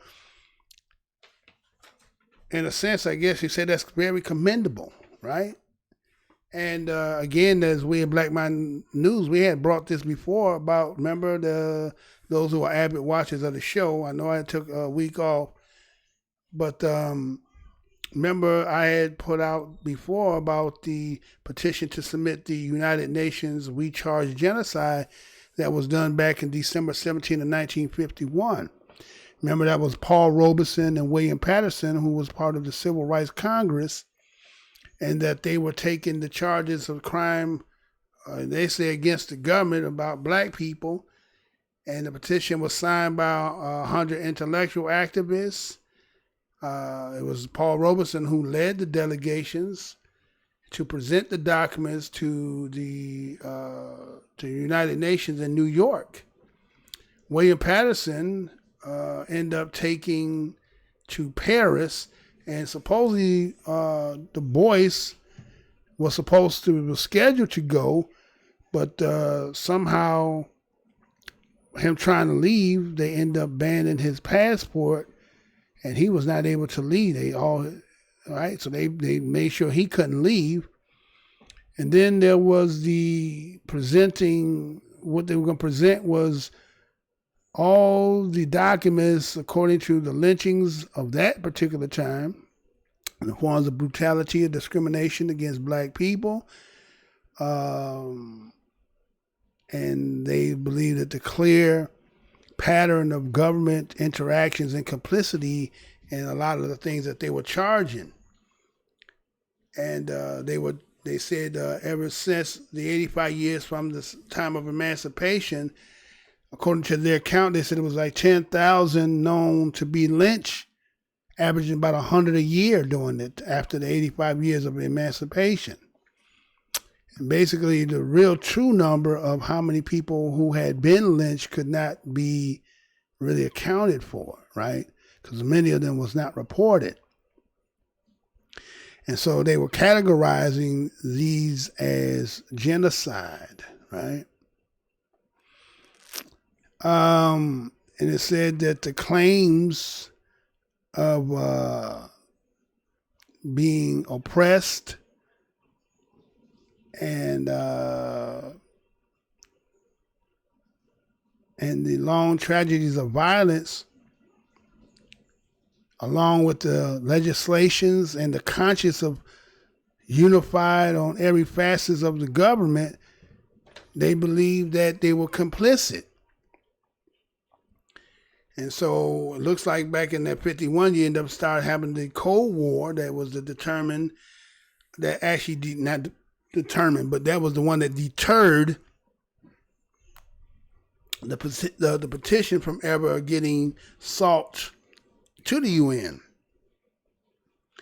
So it said behind the scenes, there was levers were being pulled to divert any attempt to bring forth the petition for human rights, right? we're hearing people talking, and you're starting to hear the terms now, human rights. And so what happened is they were attacked, right? William Patterson, for him attacking his government, they accused him of attacking his government. And he said, well, according to what he had stated, was this is your government, but it's my country fighting for the conscious principle, right? Or the democratic principles, right? He's saying, well, it might be your government, but this is our country. And he said what he was fighting for was for the democratic principles.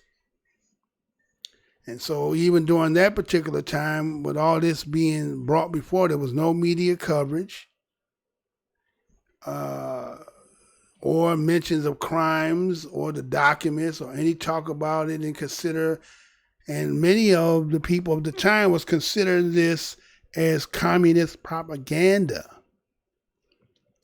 And so it was basically around the world, it was covered by Africans and Asians, and so it was to put the charge on the United States not to be a free-loving democracy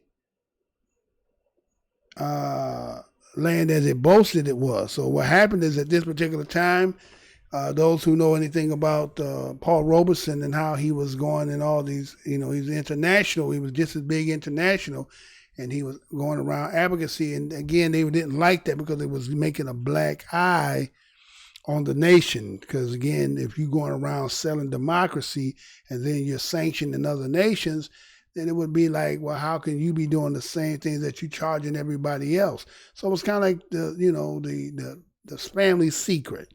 Right? So none of this stuff was supposed to go out. And so what we end up seeing is that what they did was they took William Patterson's passports.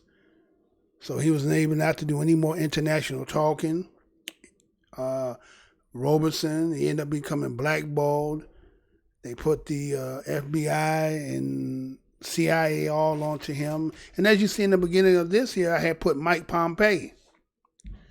And you heard Mike Pompeo was at an event at a college, and one of the individuals had asked him, how do he balance his condemnation with his concessions with a controversial group, right? And so you heard Mike Pompeo state that like we don't realize how glorious it is to be in the United States with enough recognition. Too many of the people here don't, recognize how blessed they are. And that's what we're saying. We as BADOS in this land have afforded you the opulent, luxurious life on the blood, sweat, and tears of the back of our ancestors. And after all this time here, the country that so many people wave the flag and try to be patriotic about what they love and what we have afforded you and the generations of your family, right? You take advantage of that. You've always taken advantage of that. And so he made saying, well, other nations, it's a tough place out here. Well, here you evaluating other places and saying how tough it is. And a lot of people will tell us, well, if you don't like it, you can go back to Africa. We've been here longer and built, so I don't know why anybody would even curl their mouth to tell us something like that. That's just, to me, is just being deflective about the situation, right? But when we're sitting in the seat of your observation of other places, but then if we were to give our report about you, we could say the same thing too. We love our country just as much as you say you love this country, right? But we're not afforded none of the things that are said that other people who can come, who have not put in the skin in the game, can get. And then we try to talk about rule of law and all these other things that's supposed to be what make this country so unique and different from around the world. But the same people who help you to build your wealth and gave you that opulent life seemed to no way you want to allow them to get anything.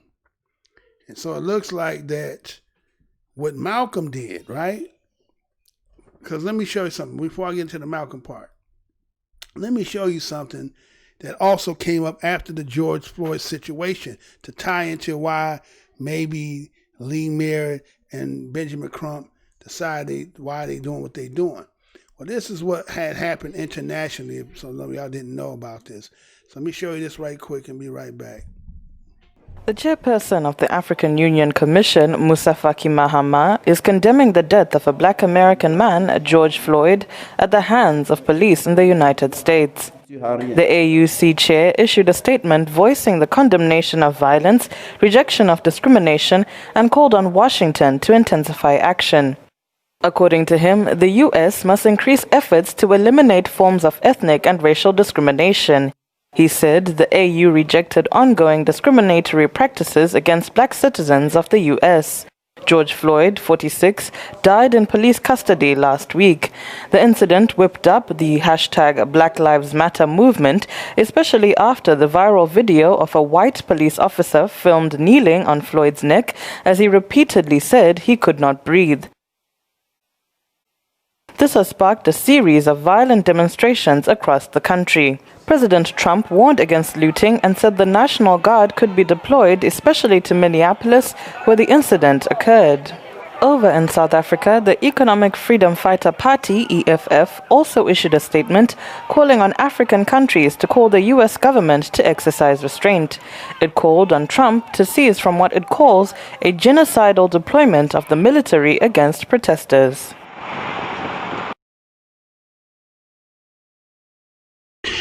AU chief condemns murder of George Floyd. You know I'm going to say that again.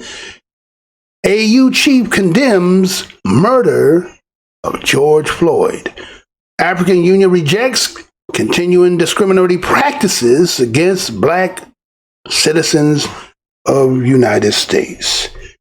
This story was done in the World Africa, done May the 29th, 2020, and this is how it reads. Addis Ababa, Ethiopia. The African Union on Friday said the recent death of an unarmed black man in the United States amounted to murder. Commissioner Chairman Musa Faki Mahamat strongly condemns the murder of George Floyd that occurred in the United States of America at the hands of law enforcement officers and wishes to extend his deepest condolences to his family and loved ones, according to an online statement by the African Union. Recalling the historic Organization of Africa Unity, OAU, resolution on racial discrimination in the United States of America made by African heads of states and government at the OAU's first assembly meeting held in Cairo, Egypt from 17 to 24 of July 1964, the chairperson of African Union Commission firmly reaffirms and reiterates the African Union rejection of the continuing discriminatory practices against black citizens of the United States of America, the statement added. Musa Faki further urged the authorities in the United States of America to intensify their efforts to ensure the total elimination of all forms of discrimination based on race or ethnic origins. Floyd, 46, was arrested Monday in Minneapolis, Minnesota, after reporting attempting to use a counterfeit $20 bill at a local store. Video footage on Facebook shows him being handcuffed and cooperating. But police claim he resisted arrest. One of the officers kneeled on his neck despite Floyd's repeated pleas of "I can't breathe." Shortly after, Floyd appeared to lose consciousness, but the officer maintained his position over the prone man. He died shortly after being taken to a hospital. Protests against police brutality has since erupted in multiple cities in the United States, including Minneapolis, further escalating when local county attorney Mike Freeman said he would not rush to charge the 4 officers involved. The chairperson of the African Union Commission, Musa Faki Mahama.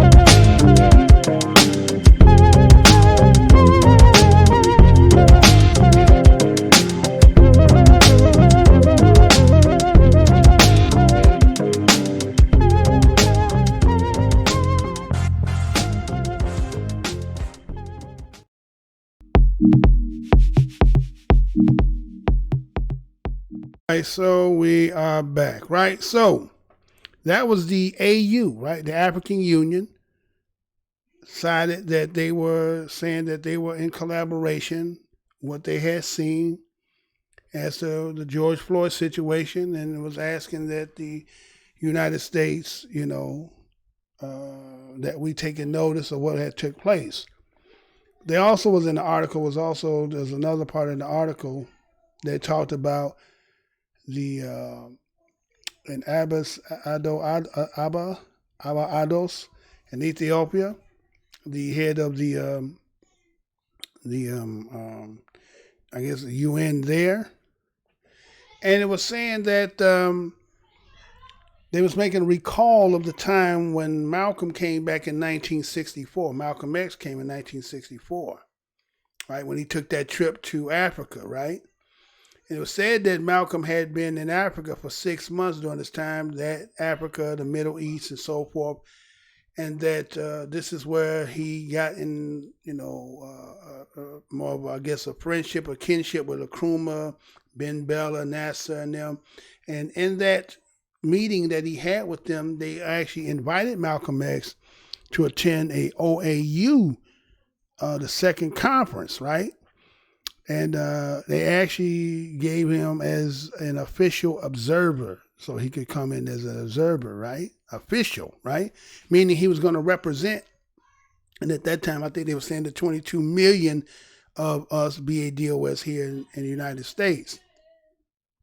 And so it was talked about that when before Malcolm had left, he had announced his plans to present his proposed UN petition to the 34th independent nation and attempting the conference and to seek these endorsements. So what Malcolm did is once he got amongst these delegates and I guess kind of learned what the game was and ended up becoming an official observer, he decided that he wanted to petition something to them that he wanted them to endorse. And it was said that the meeting, resolution condemning racism in America had been passed, right, back due to when it has the first Afro-Asian Summit, and that was in 1963. So it had passed, right, in 1963. But the issuing of the complaint to the United Nations had not been raised. And the reason why it had not been raised is said that because Malcolm X, again, as you heard Mike Pompeo said some things, right? When Mike Pompeo said that he as the director, right? And then they said how West Point teaches the cadets about a mantra that not lie, steal, cheat. But then he told you that they did all the things that they say not to do. So with that being said, then, right, then, there's a manipulation that goes into trying to get certain things resolved that people went to the full extent to make sure something didn't happen. And so we were seeing that it was said that Malcolm X was transporting materials dealing with the ill temperament of the Negroes in the United States. And they were trying to actually besmirch his name by saying that Malcolm was getting, it's kind of like back when those who know remember they were saying that Gaddafi was trying to give Minister Louis Farrakhan money, and that they prohibit that from being given. And so the same thing with Malcolm, they were saying that Malcolm was transporting materials from there, which again would probably be the money, and that he was getting money from them, and that would be in their eyes being subversive. And the fact that they said that by him going there and presenting these petitions to the International Committee in that OAU, that they said that Malcolm was making efforts to embarrass the United States. Now here it is. We as BADOS living in this land, and the treatment we have been over the history, that here Malcolm is going to the nations trying to get some kind of help to petition against the racism that is being done to, the 22 million at that time American citizens. And here they saying that you're embarrassing them. Now, wait a minute. It's one thing that somebody is lying on you. It is a difference when somebody is slandering you. But when somebody is doing something, again, we carry your hatred. We carry all the animosity and all the atrocity things and the things that people could hide behind the law and all that. We've been carrying all that, right? And so they felt like at this time, this would made Malcolm become the most dangerous man in the country, right? Now, you got to remember, they passed the Civil Rights Bill as a consolation prize, right? Because think about what Malcolm was doing. And once you know that, when you understand the history of what was happening in the United Nations, and that how Nkrumah was going to be the president, it was kind of like everything was being set up that if they put the petition, that it's a possibility that charge could have been presented, right?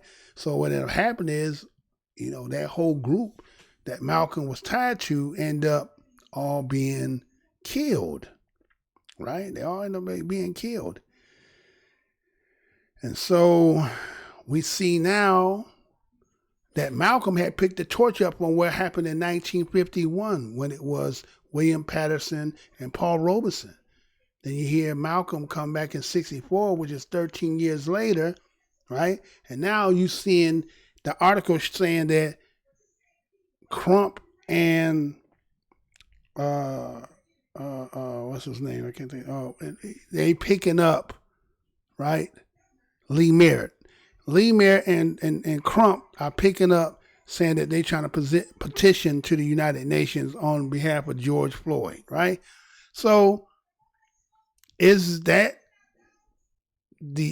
where it is going? Because matter of fact, I think the term that they say that is called, I think it's called pre-or-per-imatory norms, right? On the just cogent, pre-imatory human rights, right? When they say that based on the codification of that, these are the things that one can be charged. Now, again, some people might even say that they believe that maybe, what was his name? The lawyer that died of brain aneurysms, Johnny Cochran, right? Some people believe that Johnny Cochran was actually putting the case together to do it himself as well. So again, I know they put that article out there. I just wanted to bring to your attention to know that that's happening. Gave you a little history back to the background of that. But they say that's what they're trying to do, right? So I guess in time we will see and how that goes. And again, that might be the reason why so much stuff is about to rise up in this country, due to the simple fact that, you know, how sometimes there's just a case where you can't lose. If that case were ever to get before the International World Court, and then they even said back during the time of 51, right, when Robeson and them was doing it, that they were, you know, disseminating that information to other nations out there during that time. So Malcolm came back again. So it's not like the international world don't know. I guess it's just a matter of, well, you present it. So right now, the whole world is watching. Think of that. The whole world is watching. And as I said, as this case get closer and closer to the time when they're going to get to the verdict, right? When the verdict comes, I mean, all eyes will be on this nation. So again, I want to thank each and every one of you for clicking on the video. Again, tell me some of the things that you saw, liked, make a comment and so forth. Everything is EEOC. Whether you like, say, Mr. Blow, your mind full of shit. All that is welcome over here. We don't block none of that. Okay, so again, just want to thank each and every one of you for clicking on the video. Do what y'all got to do. And again, we ready to do this. I think we did pretty good today, huh? Look like we did pretty good, right? Look like we did pretty good. So we're going to see how we can get the end of the show on. Okay, let's see if we can get it going. Let's see if it can be okay, right? Well, I don't know what's going on here. Right? There you go. Go ahead. There you go. All right. Again, Black Minds News Report. Like to say, we are back. As you see the show, for those who know, a lot more crisper. Oh, it's gonna get even better than what that is, right? But we here, we back on the wall. We here to report the news. Stay tuned for every drop. If you have not hit that bell, click that bell. Subscribe and click on that bell, because we coming with it. This is the time. There's no other time than now that black media is going to be needed. There's going to be so many stories that's breaking. As you see what I just read to you and what I just showed you, a lot of people not going to like that. They not even known that. But it's out there. This is all public information. It's not nothing I just made up. I'm just disseminated to you. So again, when you see your brother, greet your brother. What's good, brother? What's good, brother? See your sister. What's good, sister? What's good, brother? If you can't do that much, at least give the universal nod. You know how we get a universal nod? Now, I used to say about John Brown, but since they made a movie and put a Siskey boy in there, we can't talk about they made a movie with John Brown no more. But those who got allies, you gotta ask your allies a couple questions. If shit, well, shit already hot, so you can't say if shit. Now shit done hot. What kind of relationship you got now with those people that was allies? Has it got too hot? Or these people who are out here protesting, how long that's gonna last when some of the demands are being met and more and more and more, that it starts realizing there's something that's taken away from you? Will those numbers dissipate and get smaller? Or will they say, what's rightfully to give you, I'm with you to the end? They're going to be like Chucky to the end, right? So, ask them a few questions. Say, hey, is this the move we need to be moving? Ask them. If they're really down, they're going down to ask them. If not, then you know it is what it is. So, Black Minds News is back. So, we're getting ready, preparing for the next show, and the next show, and the next show, and the next show, and the next show. And to the next show, y'all, to the next show.